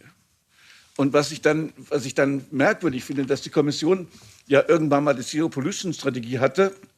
Und jetzt haben wir die Strategie vom Kommissar Food and Feed, der sagt, wir überprüfen gar nicht mehr alle 10 Jahre. wir genehmigen für immer sozusagen. Das kann ja irgendwie nicht wahr sein in dieser Situation, wo wir doch immer mehr über die Risiken von Pestiziden uns klar werden, dann zu sagen, ach nee, also wir schauen da nicht mehr so genau hin, was mal genehmigt ist, ist genehmigt. Ich bin der Meinung, die BDEW hat ja gesagt, was es für Folgen hat, für Kosten hat. Also eine Umkehrosmose kostet ein Vielfaches des Wasserpreises, den wir jetzt haben. Und spannend fand ich ja im Endeffekt, ja wohin dann mit dem, was wir dann rausgefiltert haben? Es ist ja ewig, ne? Wir können es nicht verbrennen oder verbuddeln oder so. Das muss uns doch klar werden, dass wir diese ganzen Kosten auf die Allgemeinheit umlegen. Und ich finde, dass zum Beispiel Deutschland jetzt sagt, wir haben gar keine Pestizide in Deutschland. Ja, nein, wieso? Wir haben jetzt Pflanzenschutzmittel, Arzneimittel für die Pflanzen, so sagt der Minister, unser Neuer. Es ist eine absurde Diskussion, die wir da gerade führen. Und ich finde, wenn die Kommission ihre Verantwortung ernst nehmen würde, dann würde sie jetzt aufgrund unserer REACH-Verordnung die Pestizide, die PFAS enthalten, vom Markt nehmen. Weil das ist ja auch klar, hat ja Bayer sozusagen auch selber gesagt, es ist erbgutschädigend. Und wenn ein Mittel erbgutschädigend ist, dann muss es vom Markt. Ich weiß gar nicht, warum man jetzt noch jahrelang prüfen muss, um das nochmal zu bestätigen oder was auch immer. Es ist bestätigt, diese Mittel sind erbgutschädigend. Nach den Kriterien von REACH muss es vom Markt genommen werden. Ich verstehe nicht, warum man jetzt noch Monate, Jahre lang forschen muss, ob es tatsächlich so ist. Wenn selbst der Hersteller es sagt, es ist so. Und deshalb habe ich kein Verständnis mehr dafür, Herr Behrendt, dass die Kommission jetzt noch relativiert. Ja, vielleicht kommt das ja gar nicht von den Pestiziden, vielleicht kommt es ja von den F-Gasen. Ja, mag sein, aber es ist ja deutlich geworden, denn UBA hat es ja bestätigt, dass 80% da, wo Pestizide, wo PFAS oder TFA gefunden wird, kommt es aus Pestiziden. Und da muss man doch handeln. Und ich frage mich, worauf wollen wir jetzt noch warten? Und dann die Verantwortung an die Mitgliedstaaten abzugeben, ist ja immer eine schöne Methode. Ich finde, die Kommission muss handeln und muss deutliche Zeichen setzen. Danke, Herr Häusling. Frau Olbrecht, Herr Weyret, wollen Sie noch? Frau Fritzon, pardon, sorry, would you like to come in on this? We also have Dr. Rasmussen, who would like to respond to something that you said, Dr. Behrendt. Then I give the floor maybe to Dr. Rasmussen. Dr. Rasmussen, if you can hear me, then please take the floor. Yes, thank you. It was just a reply to Klaus. I wanted to mention two things. Regarding the task forces that I mentioned, it's not, or the products that we have withdrawn from the market, the grace periods have been decided and settled, and it's going to happen no matter what. But the task forces are like an additional political initiative in order to help out the agricultural sector to overcome the challenges based on the withdrawals. So it's not related to exactly to the product withdrawals, but something additional. And then you mentioned pinoxylam, and I actually had a look at it last week. And you say that it has been shown that TFA is not being formed from pinoxylam. And I have to say that that is not the case, because the studies conducted for pinoxylam now, they are not suitable to clarify if TFA is being formed or not. And then we're gonna get into some like technical issues with carbon marking and targeted chemical analysis and so on. But they are more or less like false negatives, the data that are current now, and that's an issue with most of the active substances right now. You need to look specifically for TFA in order to clarify if it's going to be formed or not. Yes, that was what I wanted to say. Thank you, Dr. Rasmussen. And I'm sure that's also of interest to the European Food Safety Authority here. François, I see you'd like to take the floor. Yes, it shows that, well, on ne peut pas toujours prédire ce qui va se passer dans la formation du TFA ou pas. De la même façon, dans le nord de la France, on a vu récemment, nous, dans 27 villages, là, une région très, très agricole, du fluopyram apparaître dans l'eau du robinet, jusqu'à 17 fois la limite de qualité. Et là aussi, dans le dossier d'homologation du fluopyram, normalement, il n'est pas prévu que le fluopyram apparaisse au-dessus des 0,1 microgrammes par litre. Donc, il y a les modèles qui existent, mais il y a autre chose qui existe aussi qui s'appelle la réalité, et parfois la réalité contredit les modèles, et ça doit être la réalité et l'observation de la réalité qui fasse avancer la politique publique. Donc l'eau, c'est une chose, mais nous, ce qu'on observe aussi, c'est que, ça a été dit tout à l'heure, il y a aussi les aliments qui sont contaminés par du TFA à des niveaux qui sont aussi très importants, même plus importants même que dans l'eau. On a noté, nous, dans des boissons à base de fruits, etc., des dizaines de microgrammes par litre, avec une différence selon les modes de production très nette, hein, bio ou pas. Et donc on voit que là aussi, ça pointe quand même un rôle joué pour une partie importante par les pesticides. Et donc, ça appelle, encore une fois, pour nous, Génération Future, une action publique forte pour aller vers une sortie des pesticides PFAS, avec, bien sûr, le temps de la transition. Mais il faut que la décision politique soit actée rapidement. Sandra, please. Thank you so much. With what has been said before, it's not up to me to decide or to analyze which pesticide in particular leads to a breakdown of TFA or not. I leave that to the scientists. It's in much better hands than with me. But we can only look at the consequences that it has on water and that it already has on water and the potential future consequences that we all face. I think the MEPs both highlighted the cost of inaction, and that is extremely high. And we have to ask, who are we assigning these costs to? And it has been shown in multiple different legislations that ultimately, if you hold the producers accountable for the pollution that they are causing by making them financially contribute to treatment, that is an economic incentive to change, to invest further in alternatives, to do more research in that direction, and to put a price tag on pollution, which I think is necessary.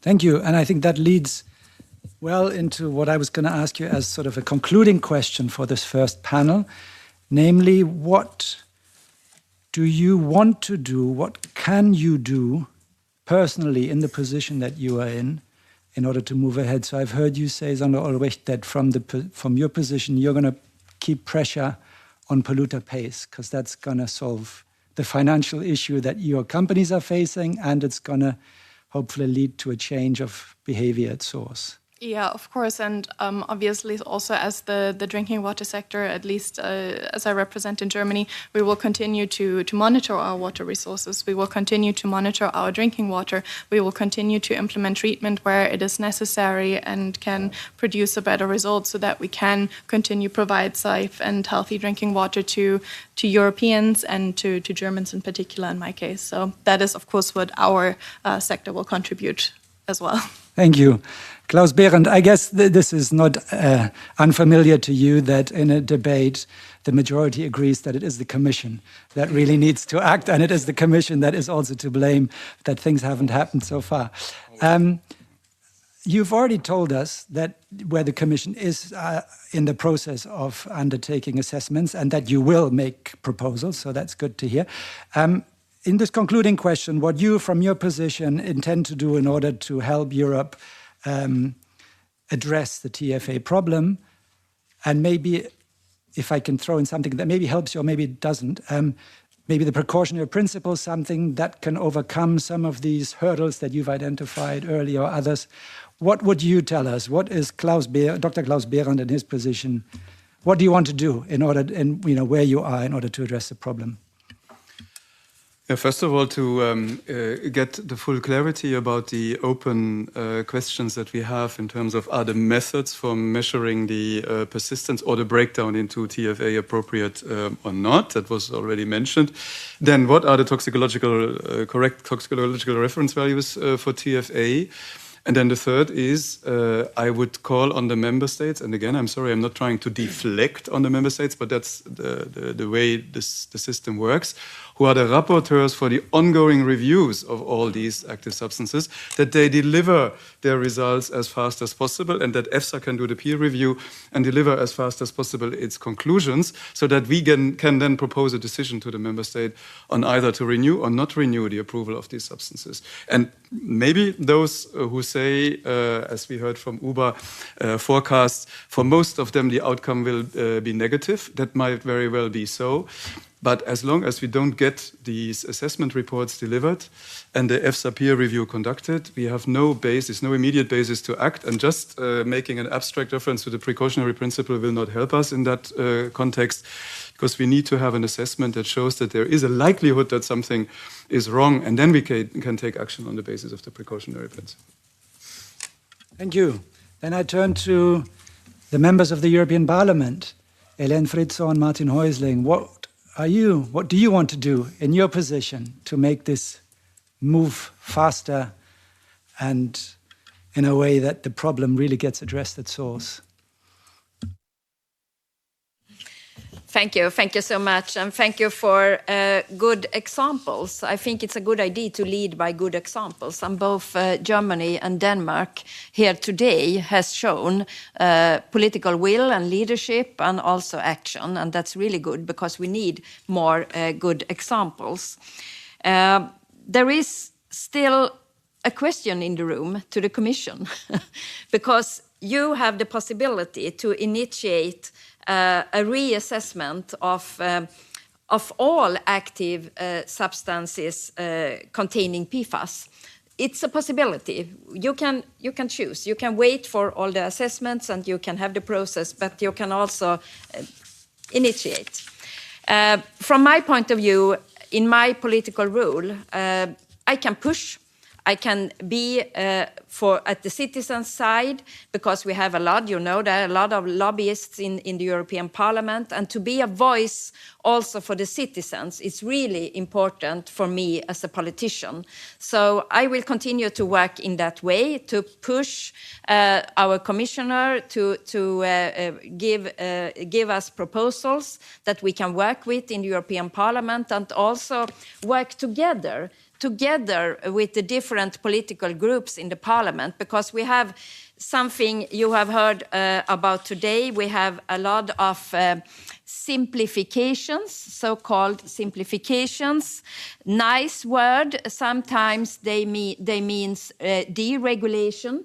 And that's also a fight, because we need to have on the top of the agenda to continue with the Green Deal and all that good legislations. But we use all the time to this so-called simplification. So be aware. We will be there, we will be active in the debate, and I myself will always be a voice for the citizens. Thank you. Thank you. And finally, Martin Häusling, please. Ja, wir haben ja erlebt, dass die Agrarlobby und die Pharmalobby hier eine große, denen hört man zu im Moment, ja, mehr als den Umweltverbänden, das muss man deutlich sagen. Also das Argument, die Bauern haben keine Pestizide mehr und der Nahrungsmittelversorgung droht einzubrechen. Wir haben noch nie so viel Überschuss in der Europäischen Union wie im Moment. Ja, auch bei Kartoffeln. Ne? Also ich glaube nicht, dass wir irgendwie in Gefahr sind, auch wenn wir weniger Pestizide einsetzen, dass wir irgendwie in eine Situation kommen, wo wir weniger Nahrungsmittel haben.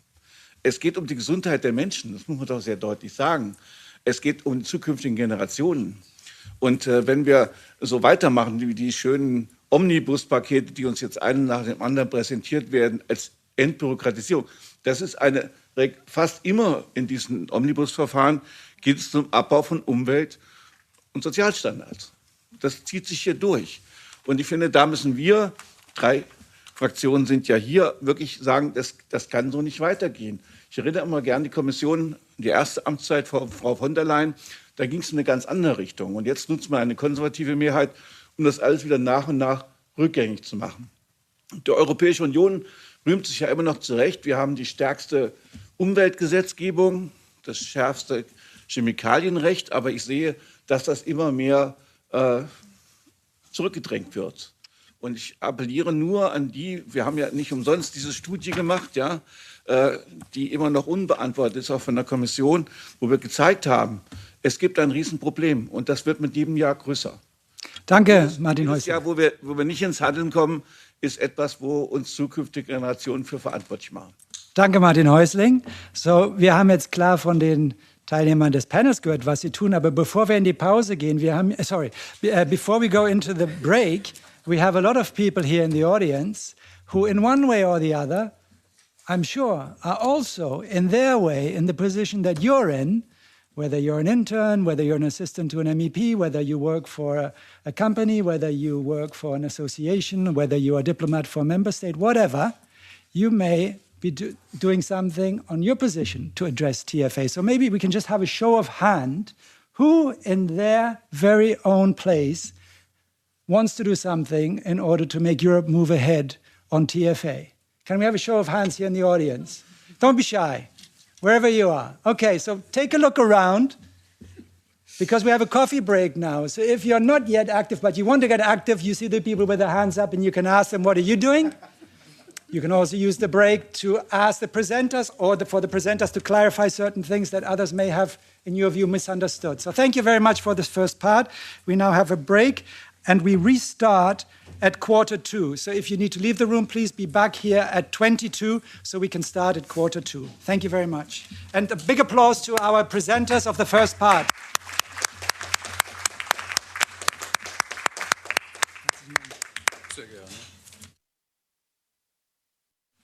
Okay, we're starting the second part of this seminar.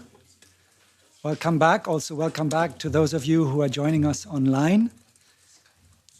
The second part is about setting safety limits against TFA exposure. How do you do that? Can you do that? What should those safety limits be? And in the first round, we had the Commission, in a way, a bit in the hot seat. Now we have EFSA in the hot seat, possibly. And we're very happy that Dr. Guillaume Desèze is here to tell us what EFSA is doing and how EFSA is addressing the problem. Guillaume Desèze is also a PhD in chemistry, and he is the head of risk assessment in the Department of the European Food Safety Authority. He oversees scientific units across EFSA's risk assessment domains, including pesticides. Guillaume Desèze was before also at the European Chemicals Agency. So, Dr. Desèze, please tell us where you are in helping Europeans to avoid the biggest problems that could come with TFA. Thank you. Over to you. Thank you very much, and good afternoon, everyone. Thank you very much for the invitation. It's always a privilege for us in EFSA to come and talk to citizens and their representatives to explain what we do in our agency in Parma.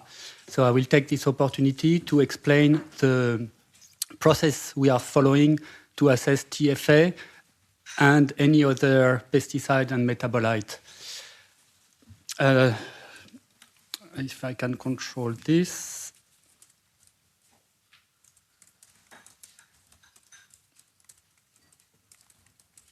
No, I don't seem to manage. So can we have the next slide, please?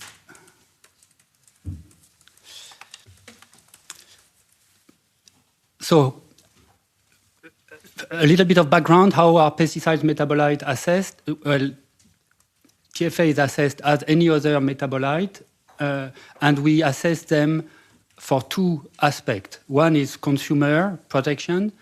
We look at the concentration that is monitored or modeled to occur in food and feed, and we compare that with health-based guidance values that have been derived based on toxicological studies.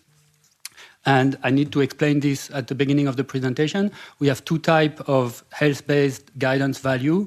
One for long-term exposure, which is called acceptable daily intake, reflecting how much of a chemical can be ingested during a lifetime without causing effect. And then we have the short-term exposure, the acute reference dose. So that's the consumer exposure. And then for metabolite, there is a groundwater assessment, which was explained in the previous presentation, 0.1 microgram per liter, triggering an assessment of the hazard and then of the toxicity and the risk if the process can go forward. Next slide, please. Here, sorry, it's a bit complicated, but to make it simple, it's a few milestone in the regulatory history of TFA assessment in the EU in the pesticide context. So one first big milestone is 2017, the case of Flirtamon, when with the data package that was received and assessed, we could establish this ADI, acceptable daily intake, which was then used as a reference value for every other assessment we have done since then. And as you can see at the top, we have assessed, we in the EU, EFSA and before EFSA, about 50 cases of PFAS active substances. 12 of them have been shown to lead to TFA residues. So in all the assessment so far, since 2017, we'll use the ADI derived at the time. Another important milestone is 2021, when a new study was generated by an applicant, which showed concern with developmental toxicity. This study was produced in the context of the REACH legislation, and by law was also had to be submitted, this Article 56 had to be submitted in the context of the pesticide regulation. And since then, this study is a reference in every assessment we have done since 2021.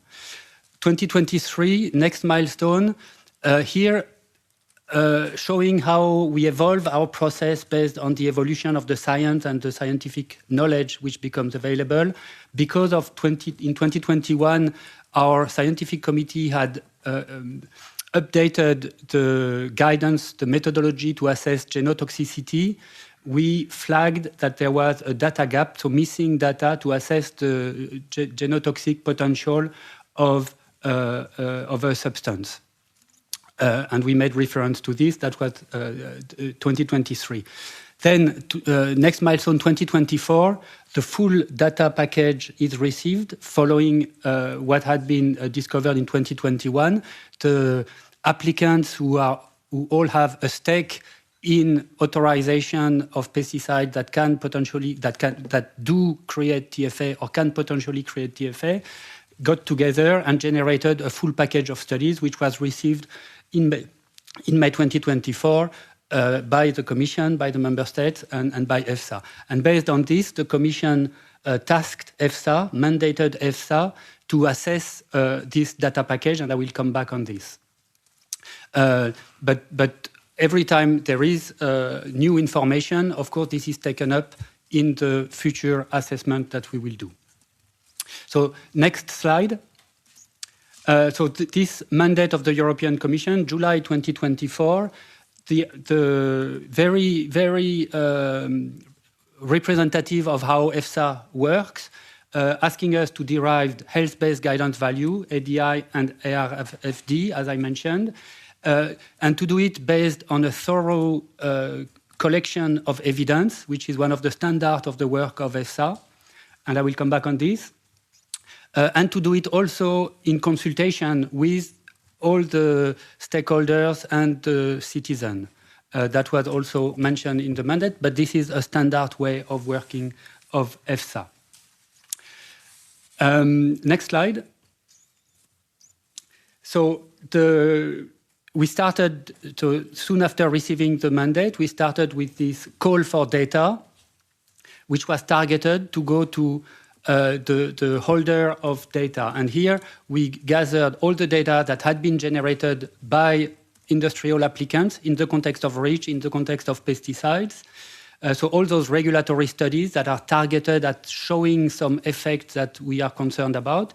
But also we collected from Germany, who is the authority leading the restriction proposal. We collected, the restriction proposal, but also they are part of the restriction proposal, but they are leading the classification and labeling proposal on reproductive toxicity. And so we collected from them all the data they had in this context, plus all the literature search open to the public literature that they had collected in this context. So very thorough evidence-based. We collected 170 studies and position paper, which is the fuel with which we work. Next slide. Then we assess the evidence, and to do this, in EFSA, we create a working group. We have in this working group 5 top scientists, scientists and regulatory scientists in the field of pesticide assessment, coming from national regulatory authorities, coming from academia. We have also opened this working group to hearing experts and in the stakeholder, in the civil society, and we have 12 or 13 hearing experts in this working group. And the working group started to work on the 2 questions, the ADI, the ARFD, and also looking at the genotoxicity concern. All of this is completely public, transparent. You see the 11 working groups that have taken place so far. All the minutes are public, available on our website. The composition of the working group is available on our website. The detailed declaration of interest of every single expert is also available on our website. So total transparency, which is also a fundamental value of the way we work in EFSA. Continuing with the next slide. So after looking at all these data, the working group produced a draft statement with 2 tentative, at this stage, tentative value for the ADI and for the ARFD, which the value that you can read there.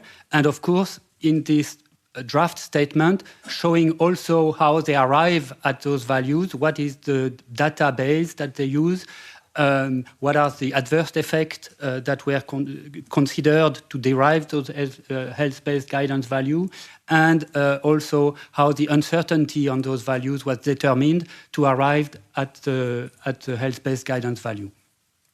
The next slide. So again, with our value of engagement with stakeholder, with society, we put this draft statement for public consultation, open to everyone to send us their additional data or any other perspective that they want to send. This was running for 60 days between July and September of last year, and we collected 173 comments, mainly member states, also our scientists in the EFSA panels and the EFSA scientific committee, but also different stakeholders and actors on this file, as you can see. Next slide.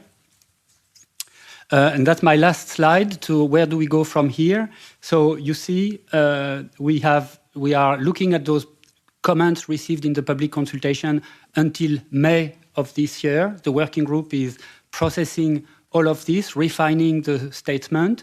We had a hearing expert consultation in January with all our stakeholders who showed interest. Then by May or June, in May, we will have a member state expert group looking specifically at the draft statement. The member states are also completely engaged in this. We will consolidate this after this to produce by July our statement on those health-based guidance value for ADI, synchronized by the time where we expect ECHA to also be ready with their CLH proposal.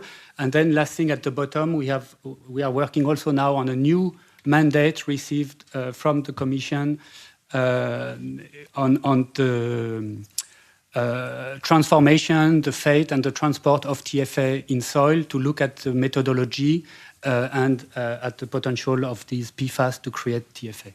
And I stop here and ready to discuss. Thank you. Thank you, Dr. Dessès. And yes, you'll be part of the discussion after the next 2 presentations. Thank you for sharing the timeline. In case anyone was wondering why this event is happening today, you've seen the timeline of EFSA. It is clearly also the intention of the organizers in bringing so many experts here that you benefit from this additional expertise and insight as you work from your draft to your final position. Okay, great. Then we have from Sweden, Dr. Matthias Öberg. He's an associate professor at a university in Sweden, and he's specialized in environmental medicine. He leads the research at the Institute of Environmental Medicine at Karolinska Institutet, And Dr. Ödeberg has extensive experience in chemical risk assessment and regulatory toxicology, with particular expertise in PFAS and their implication for public health. So I guess exactly what you're looking for, Dr. De Sez. Excellent. Okay, so Dr. Ödeberg, please share with us your insights on TFA. So thank you for that presentation. I was also the expert witness in a trial in Sweden coming out of the incident or accident or situation in Kallinge that was mentioned, very highly polluted drinking water. And that led me to think more about PFAS and the risk assessment of PFAS. See if I can use this one. No. Okay, next slide.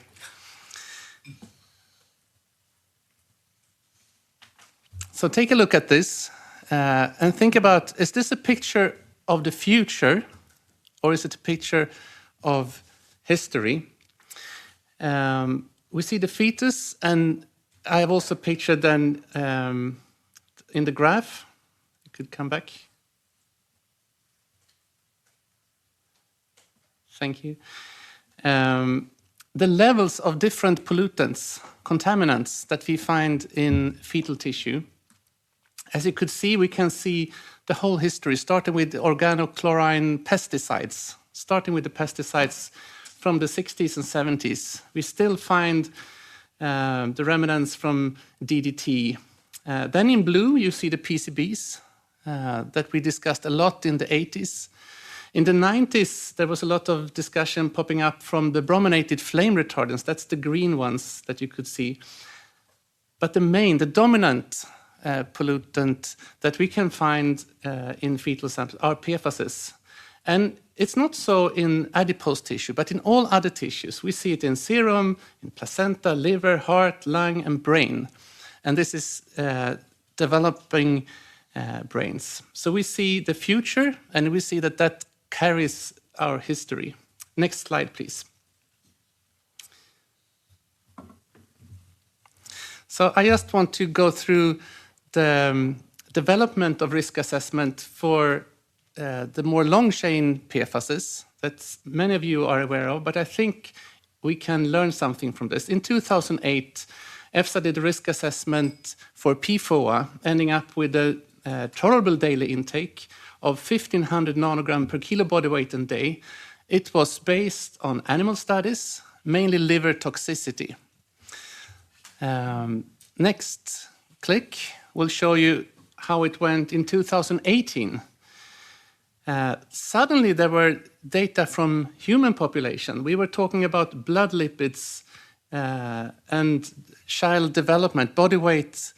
So now we are looking more into the adult population, real human data, and we are lowering the TDI value. And next click, go to the current risk assessment from 2020, even lower, because now we are not only wanting to protect rats or adults, but also we realize that we need to protect children and their immune system. And at the same time, we were also thinking about the mixtures, not only PFOA, maybe they have the same or similar effects as other PFASs. And the final click on this slide will show you a little bit of what we are now also discussing a lot, carcinogenicity of these chemicals. PFOA has already been listed as carcinogenic to humans by IARC. And I think we are moving to that decision in the future also for PFOS, because we learn from our epidemiology all the time. New data is coming, also related to their endocrine disrupting properties of these chemicals. So this is the history we have from the longer chain PFAS. Now in the next slide, if we take a little bit look ahead, how long time did we know this before we came to this conclusion?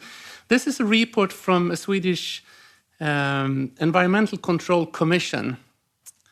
And it's a tragedy with PFAS. It's not that we didn't know, but that we didn't listen. So this is from 1972, the same year as the UN environmental meeting in Stockholm. And already there, in the documents from the Swedish agencies, it's clearly stated that PFAS has long-term effects that we don't know so much about, that it should be treated as a potential risk factors, and it's extremely persistent in the environment.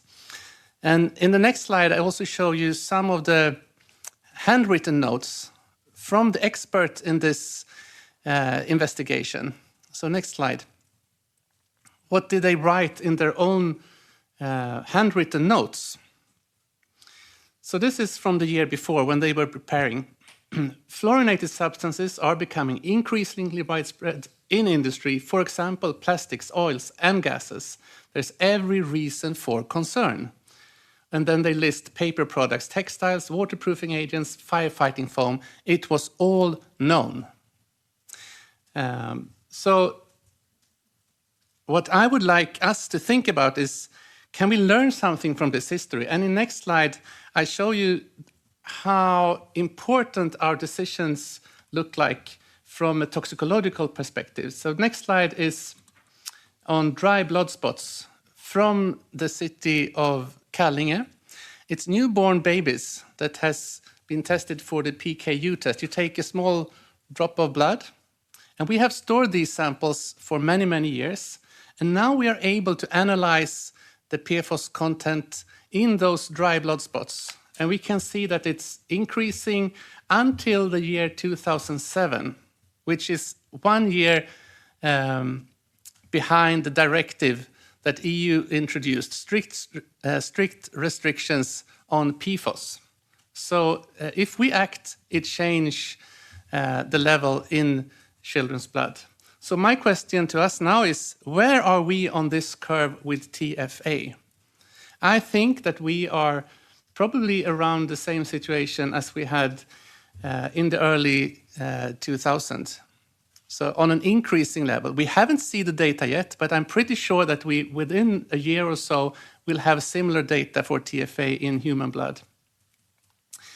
And the question then is, what does this tell us? If you were an investigator, a forensic investigator, what type of story will this tell you? What does it tell you about the importance of decisions? And where are we standing today? So my final 2 slides is a little bit of a bridge then to the next speaker, because we are focusing on the risk assessment. And just to be, going back to the foundation, what is risk assessment of chem? How does it look like still today? We try to find a safe dose in animals. We use uncertainty factors to make it safe exposure also for humans. And I listed on the next click important issues. You can take the 3 coming clicks. So important issues that we need to keep our eyes on. Have we selected the correct endpoints? Do we have a complete data set? Have we selected the correct response rate? And then we have all these sort of uncertainties, difference between rats and humans, between susceptible groups, children, adults, elderly, database deficiency. And on top of that, which is very relevant for TFA, TFA is one compound, but it comes from so many different sources, so we need to deal with mixtures. Maybe it also can have similar effects as the other more well-studied PFASs. And the final slide then, something that I also want us to remember. We sometimes produce ignorance through our regulatory structures. And I think these are some examples. There might be more. TFA is an existing chemical, and somehow it's out there, and we have thousands of pages of dossiers for chemicals, and we can't answer basic questions like, is this chemical producing TFA? Shouldn't that have been known before you let it out? Other important issues is also about secrecy over safety. Why is it still so difficult to find good raw data if it's out there? And how can we overcome that agencies and authorities work in silos? So all these things is actually a way that we create our own ignorance to some extent. So I just want to say to all of us, it's time to wake up if we don't want to make the same mistakes once again. Thank you very much, Professor Öberg. And we have a final presentation before we go to the debate, and that's Dr. Helmut Burcher-Schaden. He is a biochemist. He is author of important books on issues related to pesticides and chemicals. He spent over 2 decades investigating the environmental and health impacts of chemicals. And he works at Global 2000, which is the Austrian branch of Friends of the Earth. I should also point out that he is, together with Dr. Peter Klausing, who will join us in the panel as well, the author of the report that Martin Häusling mentioned earlier, a very comprehensive report on PFAS pesticides, a threat to health and the environment, originally published in German, but on the occasion of today's event, also available in English. And you have copies for you to take with you if you want at the exit. Dr. Burcher-Schaden, is the technical issue solved? Yeah? Okay, great. Well, then the floor is yours, and please tell us how critical you are of what EFSA has done so far and why you and Dr. Klausing believe that EFSA needs to correct, if I understand you, needs to correct its course in the coming weeks. Good afternoon. Thank you for giving me the opportunity to explain these points. In the next 8 minutes, I will critically examine EFSA's proposal, EFSA's proposed risk assessment on TFA, and at its heart lies a simple but important question. How much of the PFAS chemical TFA can a person safely ingest each day over a lifetime? This amount is referred to as the acceptable daily intake, the ADI, a health-based guidance value that underpins so many decisions that determine our health. First, I will briefly review previous ADI values set by several European authorities and then explain why EFSA's current proposal risks weakening health protection in Europe. As early as 2014, EFSA set a tentative ADI of 50 microgram per day, per kilogram body weight and day, based on a short 90-day rat study, and in extremely limited overall data set. In 2020, the German Environment Agency derived 18 microgram per kilogram body weight and day from a 1-year study. In 2023, the Dutch authorities proposed 0.3 in a PFAS-adjusted approach. In Belgium, the Walloon authority supported and adopted this ADI, while the Flemish authority, using the traditional approach, established an ADI at 2.6. The current proposal by EFSA, however, is 30 microgram per kilogram body weight and day, placing it clearly above other European assessments. And since the question has already been raised today about possible health risks or not existing health risks from drinking water and from food, I just want to answer here. It depends on which health-based guidance value you rely. We did the calculation for current contamination levels in cereals, and we can say that if you rely to the Dutch and Walloon and even to the Flemish value, then children are not safe. If you rely to EFSA's proposed value, everything is fine. So this raises the question, and hopefully EFSA is right here, but there are some concerns. Yeah? And so we want to now look at how EFSA did arrive there.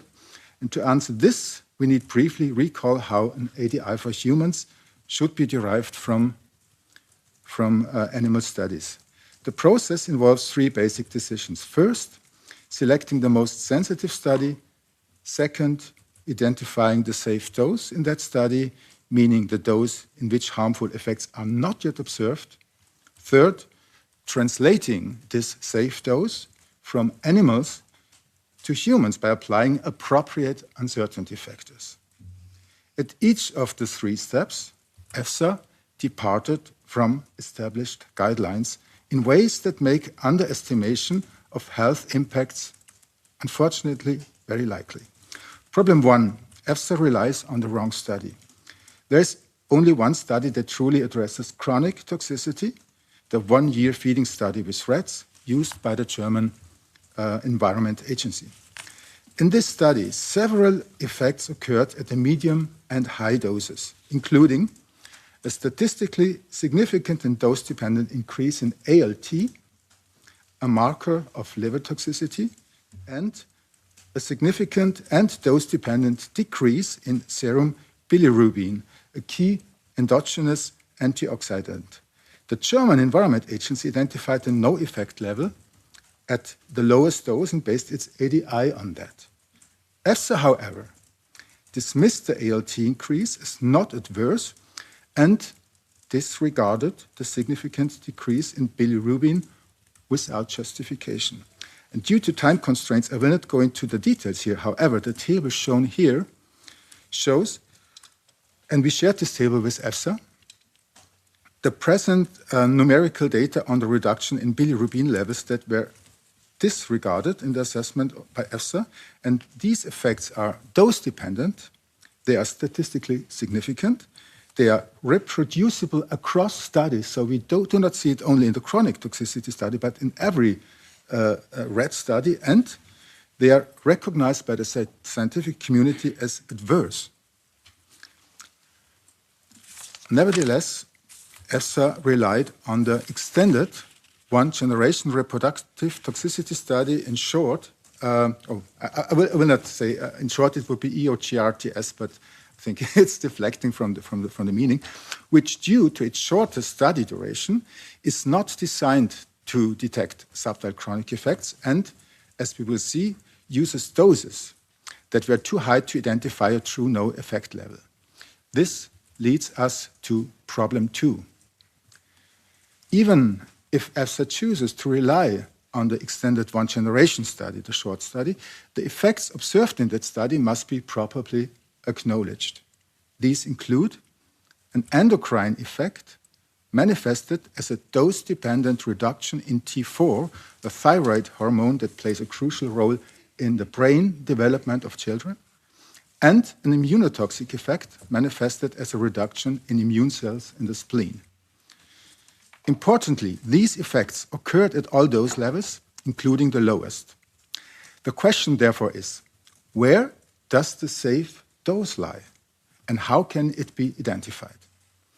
According to EFSA's own guidance, the preferred and scientifically robust method for this purpose is the benchmark dose approach model, the benchmark dose modeling approach, as it makes use of the entire dose response dataset. Nevertheless, the EFSA working group chose the traditional NOIAL approach. In doing so, it dismissed the lowest dose findings by applying a so-called threshold of concern to the endocrine effects, a concept that is intended to be used within the benchmark dose approach. And additionally, historical controls were used to discount both endocrine effects and the immunotoxic effects in the lowest dose, again, deviating from established guidance. After recently gaining access to the original study data, we were able to examine what ADI would result in this case, that the EFSA recommended benchmark dose approach were applied. And we applied this to the same data set. Dr. Lars Brunken, who is here on the podium, who works on benchmark dose modeling with Professor Oeberg's group, kindly conducted this analysis. And the result is the ADI would be approximately 6-fold lower than EFSA's current proposal. So this raises a straightforward question. If benchmark dose modeling is EFSA's preferred methodological approach and applying it to the same data set leads to a 6-fold lower acceptable daily intake. Why was it not applied in this case? Problem 3, inadequate consideration of uncertainties. Since EFSA relies on the NOIL approach, 3 limitations of the extended one-generation study, including the absence of a safe dose, must be reflected in additional uncertainty factors. Further database gaps would warrant another factor of 5 to 10. So this alone would lead to a factor of 10, and further database gaps would lead to another factor of 5 or 10. So this in total makes factor 50 to 100. EFSA applied 3 as an additional uncertainty factor. So taken together, EFSA's proposed ADI cannot be considered protective enough. A scientifically robust ADI based on appropriate study selection, full consideration of immunotoxic and developmental effects, and appropriate uncertainty factors would be between 1 and 2 orders of magnitude lower, so in the range where Dutch and Flemish and Walloon authorities think it is. We therefore urge EFSA to revise its assessment and would welcome an open scientific exchange, including independent scientists from academia, to discuss the scientific basis of the assessment. Thank you. Thank you very much, Dr. Bocha-Schaden, for this very detailed assessment of EFSA's work from your perspective. And that is, I guess, sufficient and sufficiently possibly explosive food for the panel that we're now going to have. So we will have Dr. Dessez, of course, from EFSA, together with Dr. Helena Banning, who you heard earlier from the German Environment Agency, and Professor Matthias Ober. And they will be joined from 3 more people here in the audience that I will briefly introduce to you. One is Dr. Peter Klausing. Dr. Peter Klausing sits over there.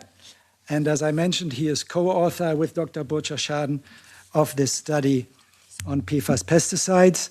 He's a biochemist, sorry, I'm getting mixed up. He's a toxicologist who has worked in several countries, in Germany for a large pharmaceutical company, in the United States for the National Center for Toxicological Research, and he is since 2015 a scientific advisor to Pesticide Action Network Europe. He specializes in regulatory assessment of pesticides, including TFA. Then we have also Angeliki Lysimachou. Angeliki, where are you? Right over there. So Angeliki is the policy director and chief scientist of Pan-Europe. She's by training an environmental scientist and toxicologist, specializing in pesticide toxicity and risk assessment. And with her team, she's led European reports on PFAS pesticides and TFA contamination in water, in food, and the one that made the most mediatic impact across Europe were your assessments of wine, where you were showing that wines harvested before 1998 were practically free. And then every year since then, you find increasing levels of TFA in wine. That's of interest to the media in general. So your organization is on one hand following in very detail the scientific debate and the policy debate, and then translating that into communication that is understandable, of interest to the broader European citizens. And then we also have Dr. Patrice Dufour. Donc ça, c'est aussi très intéressant parce que Dr. Dufour est un pharmacien biologiste et il travaille dans un hôpital universitaire. Il est spécialisé dans des perturbateurs endocriniens et dans des maladies associées avec des pathologies endocriniennes. Donc nous sommes très contents aussi d'avoir votre perspective et votre spécialité académique et de la pratique avec nous aujourd'hui.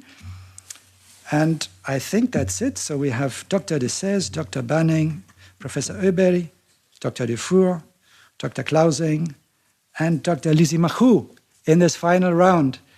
What shall we start with? What's the what is the most burning question to those of you in the final panel now? Who wants to take the floor, or do you want me to start with something? Well, I'll start with something. Yeah? Okay.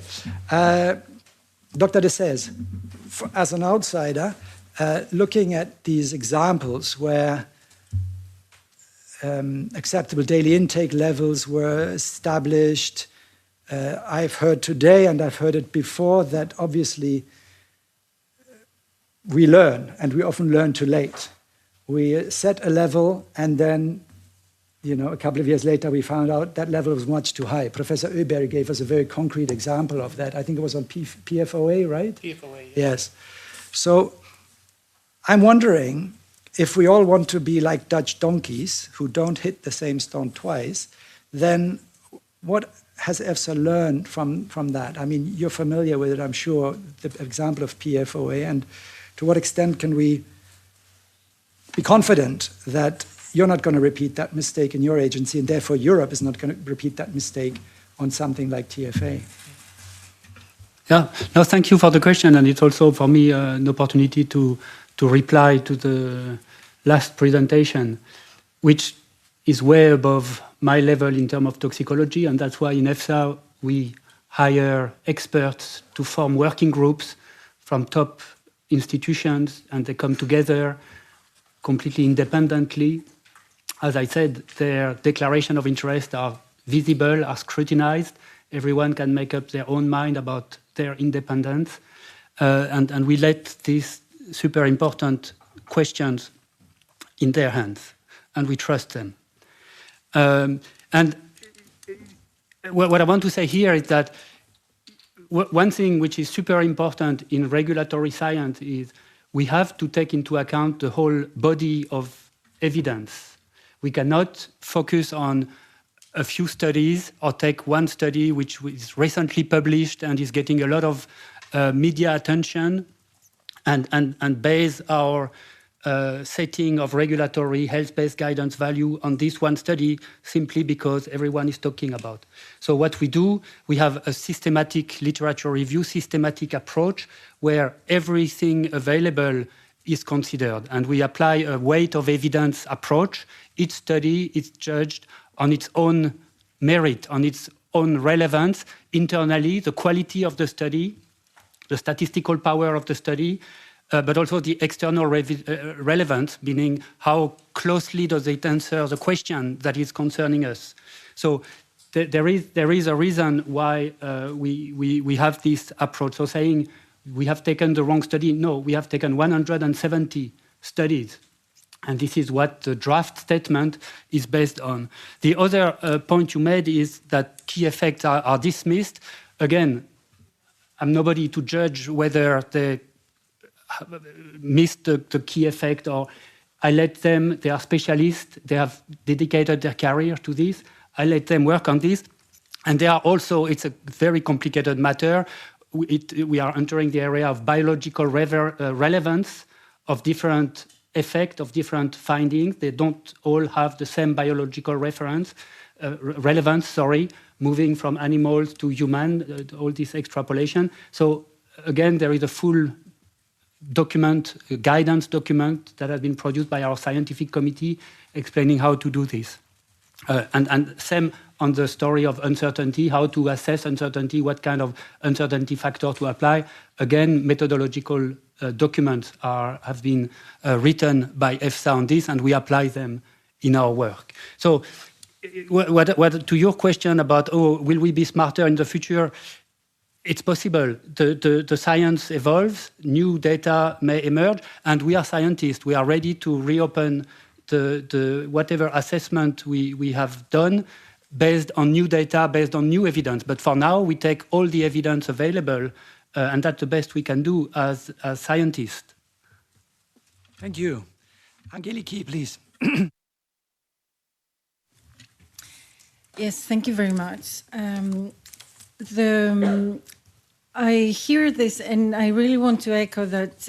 Is this a situation where we have late lessons from early warnings again, because when we looked into the case of TFA, we saw that it was from 1998 that we had identified it as a risk for the groundwater.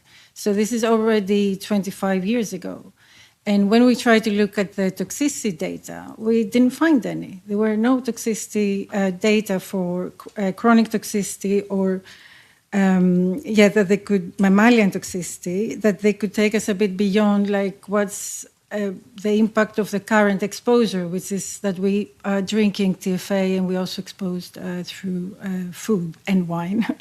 But yes, so it is something that is alarming because we do have a pesticide law that says that is based on the precautionary principle. And it's based on the precautionary principle because, to protect us even more, like that we have to act when there is identified risk. So I was a bit concerned to listen earlier in the previous panel that we don't have likelihood yet.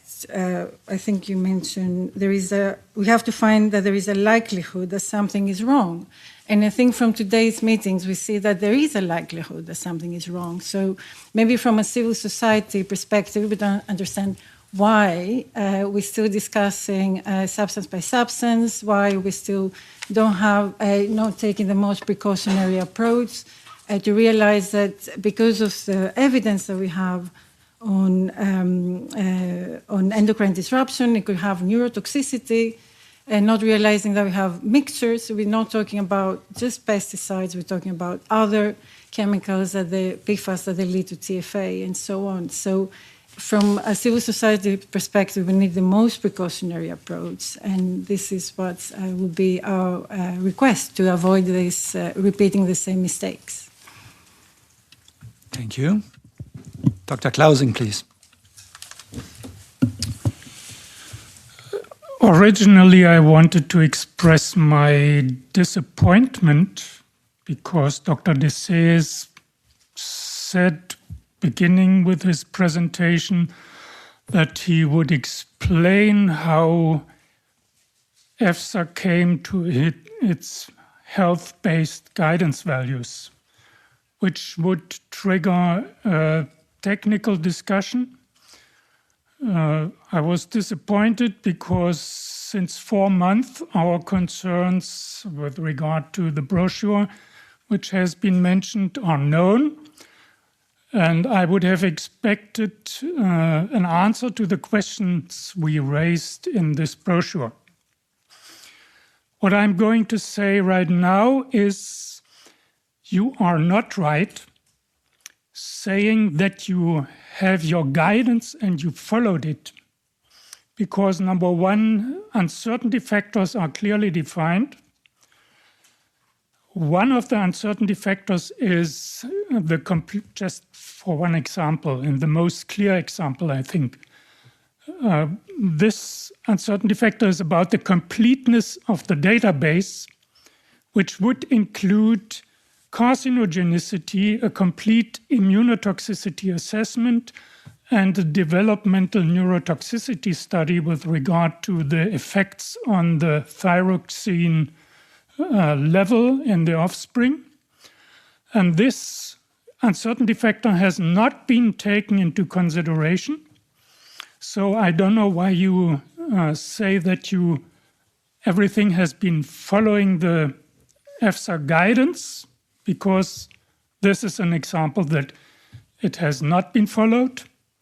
And the second example is you have been using a benchmark dose response of 20% for dismissing a finding with a no observed adverse effect level approach, which I think it's not the place to discuss the technical details here, but this is another clear example that you did not follow the guidance because you did not use a benchmark approach, and you used the 20% benchmark dose response for the wrong approach. So I would refuse your statement that you followed the guidance, and it doesn't help to mention that you have assessed 170 publications if you don't follow your own guidance. And I would appreciate to have an in-depth discussion of all the details with the 5 experts you mentioned, and just to find out what is right and what is wrong. Thank you, Dr. Klausing, for that very clear statement. I don't know, do you want to reply straight away? Yes. As you said, we are not in the working group here, and I'm certainly not in a position where I can explain why BMD was not used and any other methodological aspect. I trust 5 independent experts who have looked at all of this and decided like this. What I really hope, and I'm sure you did, is to submit all those comments during the public consultation. And you've seen, well. We did not have all the data then. The studies were not open. We only. Sorry, I'm not in the panel, but I have to shortly. We did, of course, submit many of those points. What we could see alone from the EFSA's proposed assessment. But we did not have, for example, the data that allowed us to do our own benchmark dose modeling. Our own is, we asked scientists to do so. So this information is very new.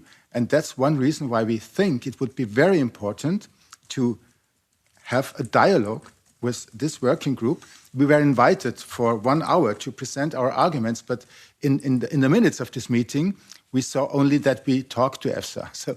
So I think it's, and we did never get any answer to our arguments. So therefore, I think it's a good opportunity to ask again for having a scientific dialogue. Thank you. Yeah, you've seen in the timeline I presented between September and May, the full amount of time is dedicated to work on those comments received during the public consultation. So rest assured, this will be given complete necessary time to be taken on board. And that's why we have all this amount of time. Because, I mean, and then my higher level question would be, why do you think we would be deviating willingly from our own guidance? I mean, why? Well, do you want to answer on this? I just want to avoid that we get too technical here. But maybe Dr. Klausing on this one, and then let's see whether we have some other questions for this final panel. Actually, the answer must be given from you, but maybe you have the wrong experts. I don't know. I don't know the experts, and I don't know why you deviate from, well, you can read it. The benchmark dose approach is recommended, and the assessment is made, and the data provide the opportunity to make a benchmark dose assessment. And you use the no adverse effect level approach, and I cannot answer why your experts have deviated from the recommendation of EFSA. Okay, thank you. I think this has been extremely helpful. You've told us that for EFSA, transparency is an absolute fundamental value, and also that you are, as scientists, always keen to also integrate the latest knowledge. We have heard here what several experts in their field consider the latest knowledge. So we trust that you take that on board. And in the end, I'm sure as you agree, Dr. De says, it's great that you trust your experts, but EFSA is a public agency, and we all want to be able to trust EFSA and the work that comes out there. So thanks again for saying that. I think I heard you say that you'll take this on, and if there's anything that was not in the public consultation but has now become available, then please exchange that. I was wondering, apart from this aspect, which really related to different perspectives on how well or not EFSA is following its own guidelines and whether the right studies have been taken account, etc., what else has come up for you, for those who are now on the panel, in these presentations and in the discussion that you feel could help bring us forward to achieve better protection for Europe? Professor Ulbe.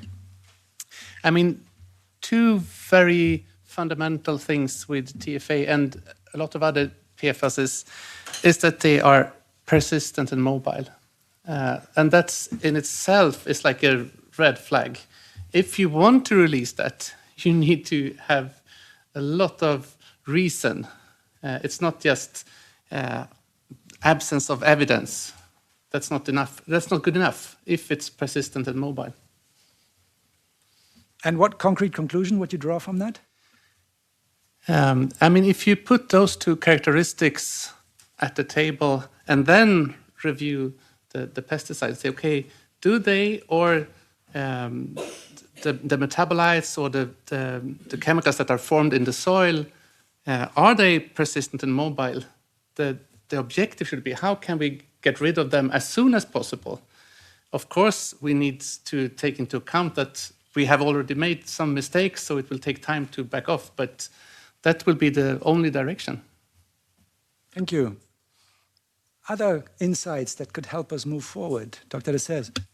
Yeah, I think events like today are great because, as I said, we really welcome the opportunity in EFSA to come and explain what we do, show what we do, engage with you because our work is very technical. It's done in Parma, not completely always exposed to everything that's happening in Brussels.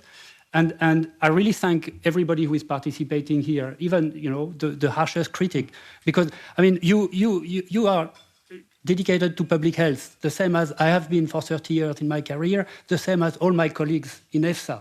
So we work for the same thing. So events like this today are great, but I think what is even more productive is to have a constant fueling of the system. Because when I showed that we have assessed 50 PFAS active substances in the past, I asked my colleagues, how much comments did we receive in public consultation? The answer is 0.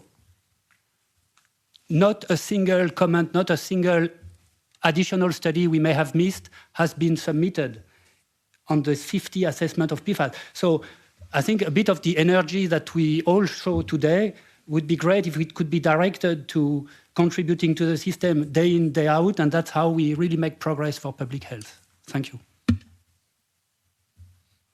Yes, I see people from outside the panel. I just want to check. I have you, François, but I want to check if those who are in the panel here want to add something. Yes, Dr. Manning, please. Yes, thank you. So I'm not a toxicologist, that is why I'm not so deep into the topic, but I'm an expert in environmental fate and behavior. And I would like to underline that we have a substance that is very persistent and very mobile. We cannot take it from the water, and now we know that it is classified as toxic. So we have to be very careful which inputs we do into the groundwater, because we also have a very high level of contamination. And then looking at the safe level, I see from this round today, but also from my knowledge from the approval procedures and so on, that there is a high level of uncertainty. So I'm concerned about this, that we cannot put so much new TFA into the groundwaters. That is why I would like to underline that we have to minimize the TFA input from all levels. And additionally, based on the persistence of TFA, I think it's very important to derive a safe level which also takes into account this persistence. And if you allow, I was a little bit concerned about excluding this chronic study. It's this aspect that was mentioned today and also in my presentation in Germany. We used this chronic study, this chronic rat study that was mentioned today, to derive a drinking water value, a national one. So this drinking water value is implemented in Germany for the residues in drinking water. And we also have been part of the commenting phase of the toxicological reference values by EFSA. We have been involved in the discussions, which we really appreciate, my colleague from the toxicology department and myself. And we made our point there. And our point is that this chronic study is very important for determining a safe level, because it includes the most sensitive endpoints, as we heard already, the liver damage markers. And this most sensitive endpoints is only, the effects is only visible in a later stage of the study. So you don't have a chance with a very short study of 90 days to see these markers. You only have to see it, you need a chronic study to see this. And well, if EFSA says the chronic study is not good enough, I think we should have a new chronic study. And if this is not possible, we should account for this with additional uncertainty factors. Thank you so much. Thank you, Dr. Banning. More suggestions on what to include there. Dr. Dufour, donc, vous travaillez dans un hôpital universitaire.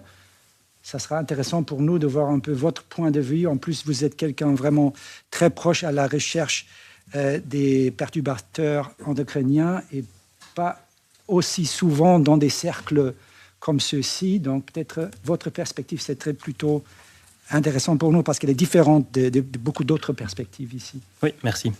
Donc, je m'exprime en français. Donc, effectivement, ici, on a affaire à un perturbateur endocrinien puisque l'effet qui a été pointé par le EFSA pour sa prise de décision, c'est un effet sur la thyroïde. Et moi, je voudrais pointer deux choses par rapport au perturbateur endocrinien. C'est que d'abord, il y a cet effet de cocktail, ce mixture effect. Le fait que tous les jours, nous sommes exposés, ça a été très bien démontré dans la première dia du professeur Rothberg, on est exposé tous les jours, quotidiennement, à toute une série de polluants. Donc, dans mon laboratoire, on dose des polluants dans le sang, dans l'urine. Si je prends un volontaire parmi vous, que je prends un échantillon d'urine, un échantillon de sang, que je le ramène dans mon laboratoire, on va mettre en évidence des phtalates, des bisphénols, des PFAS, des PCB, des métaux, etc., etc. La liste est longue. Et donc, on n'est pas exposé seulement au TFA tous les jours, on est exposé à toute une série de polluants. Et ces polluants, ils peuvent agir ensemble, ils peuvent s'additionner, ils peuvent éventuellement s'annuler les uns les autres, mais ils peuvent aussi entrer en synergie. Donc ça, c'est un point important, c'est quelque chose qu'on ne tient pas compte dans les prises de décision, je pense. Et le deuxième point, et ça aussi, ça a été souligné, il y a des périodes de la vie où on est particulièrement vulnérable aux effets des toxiques. C'est le cas de la grossesse, la vie in vitro et les 2 premières années de la vie. On a vu une photo, hein, on démarre d'une petite cellule et puis en quelques mois, on arrive à un organisme entier, à un enfant.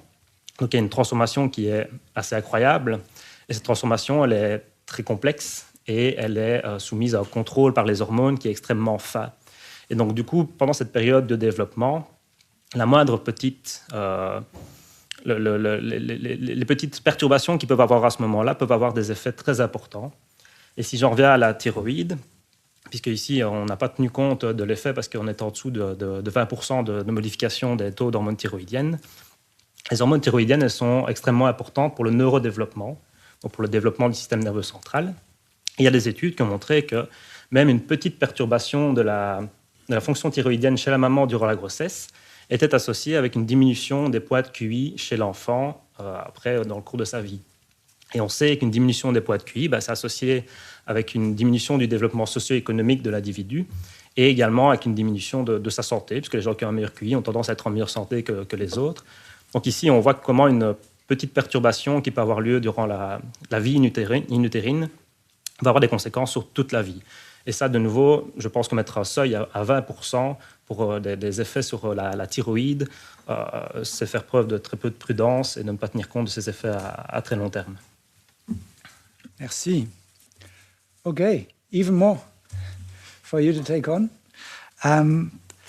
Good, thank you. Well, that's it in terms of the presentations, the new evidence, the different assessments, the different perspectives.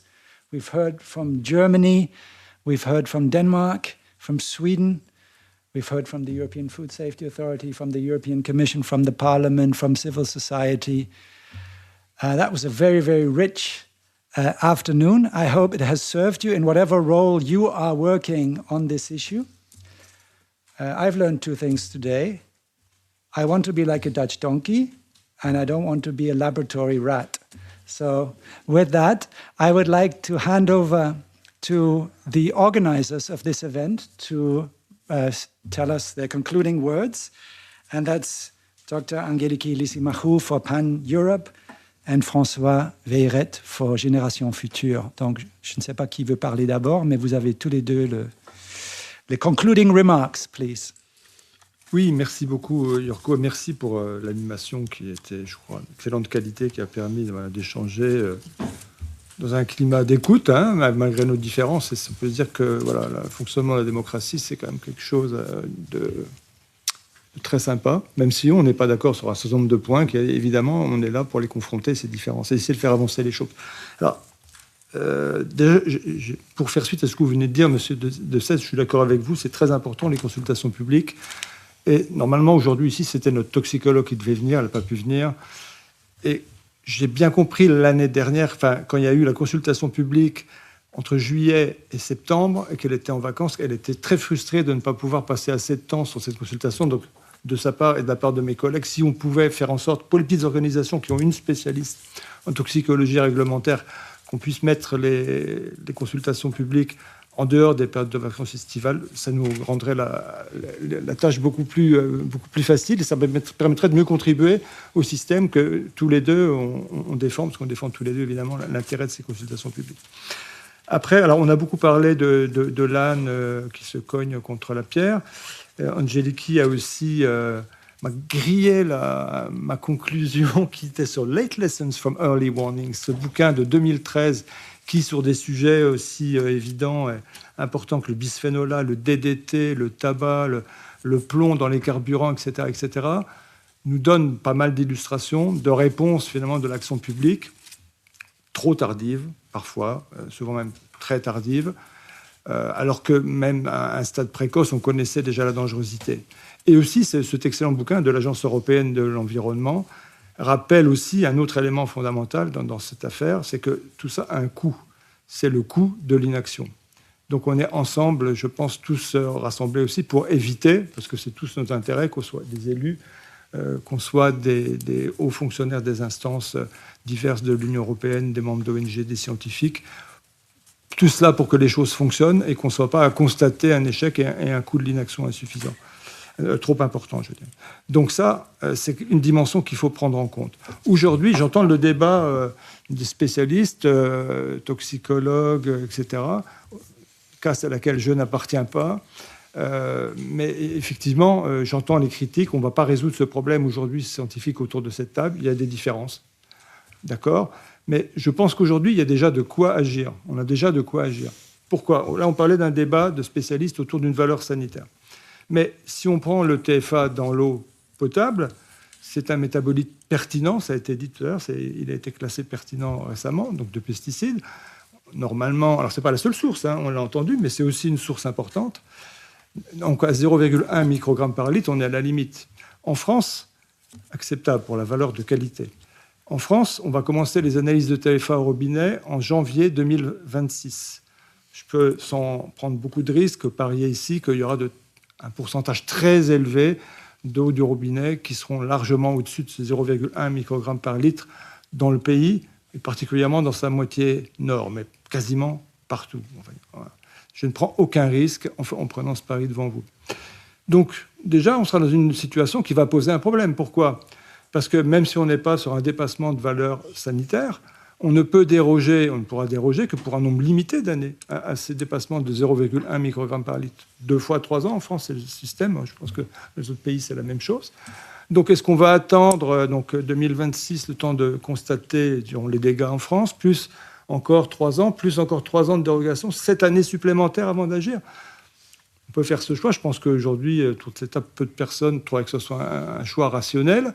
Ou est-ce que, pour défendre cette disposition, qui est basée sur le principe de précaution, encore une fois, qui est attaquée partout en Europe, y compris dans cette Assemblée, dans le monde politique en France et dans d'autres pays, mais je pense que c'est un principe essentiel qui protège la population, notamment les segments de la population qui sont les plus fragiles. Ça a été souligné en face de moi.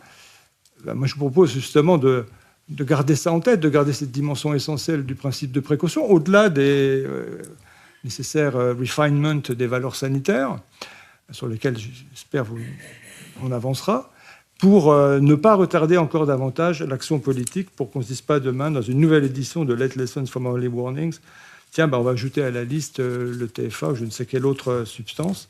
Et donc ce que j'espère, c'est ça, c'est qu'on arrivera à garder ça en tête, que les politiques, que je remercie encore de leur participation aujourd'hui, aient bien beaucoup de courage pour défendre ce principe au niveau de l'Union européenne, parce qu'il est essentiel. On ne peut pas mettre sur un même pied d'égalité la production agricole et la santé publique.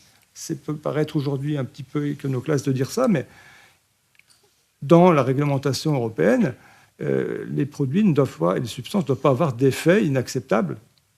C'est pas marqué, sauf si on fait moins de 80 tonnes à l'hectare de betteraves. Non, c'est pas marqué ça. C'est un principe fondateur.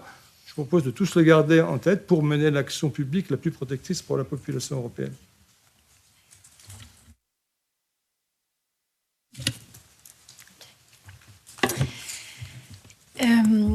It has been a very rich debate, and I want to thank you all for this, and particularly the speakers and the scientists that joined us today. And I have some takeaway messages.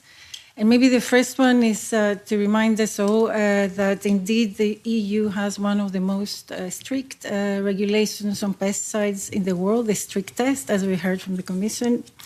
And this is because it prioritizes the protection of health and the environment over the placement of plant protection products in the market. And yet, as we heard, today we have at least 30 PFAS pesticides in the market, so they went under the radar, even with this very strict regulation. And we became aware of it not because of the pesticides identification, but because it was the PFAS restriction that they said, okay, so there's actually active substances that they are PFAS on purpose to stay longer in the field so they can have a toxic action. So, and also surprising was that the restriction said we don't need to do something about this because they're very well regulated under the pesticide regulation. So it came into a surprise when we started digging into the file together with my colleagues, and we saw that actually we have at least now it's 30 PFAS active substances that they are in the market. And very surprisingly, we didn't know much about their toxicity back then. It was because of ECHA and not because of the producers of pesticides that the toxicity studies were requested by the producers. And these toxicity studies, they clearly show that TFA, a common metabolite of PFAS pesticides that we know since 2013, is toxic to development. So now it's going to be classified as toxic to reproduction. It causes endocrine disruption. It follows similar signs of immunotoxicity as other PFAS substances. And it causes reproductive effects like a poor sperm quality. So this would be so alarming that we should all now reacting and say, okay, let's ban all PFAS pesticides because we have alternative. We know that there are 30 substances. We have another 420 active substances in the market, and many of them are also chemicals. And the law is very clear on this. So if you have a pesticide that breaks down into such a toxic chemicals as TFA, you have to ban these pesticides from the market. And it was very good today to hear that Denmark has taken a first step. And as we heard, they're looking for alternatives, but that will not change their decision whether they're going to ban the pesticides or not. They are banning these pesticides. No? So this should not block the decision making. And we also heard that it contaminates the water, and we heard that we need twice as much energy to clean up TFA from water. And we also need 30% of more water. So we're going to create, we are wasting water, but also we end up with really contaminated water afterwards that we have to also find out what we will do with it. Here I want to come back, we mentioned it before, but we do have the precautionary principle. It's part of the treaty for the functioning of the European Union, and the Commission is the guardian of the treaty. And I come here again to read what the precautionary principle says is that it enables rapid response. And I want to highlight this. Because when there is a possible danger to human health, animal health, and the environment. So we brought last year this issue to the Parliament for the first time, and we're bringing it again here today. And we want to urge policymakers to take action. We want to urge the Commission to go faster not to wait, not go substance by substance, and also to EFSA to take into account all the science and choose to have the most precautionary approach when it comes to a chemical that we all drinking it and we're exposed on a daily basis.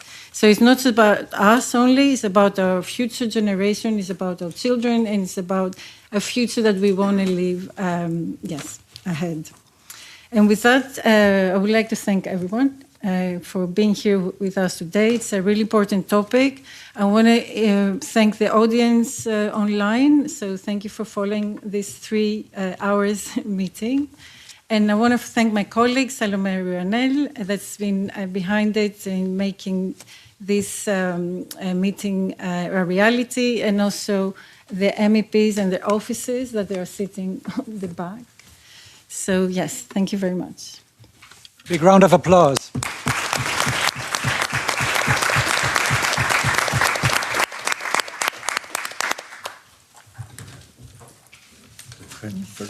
Very well. Yeah. Okay. Very nice meeting. Because lots of interesting things have been said, and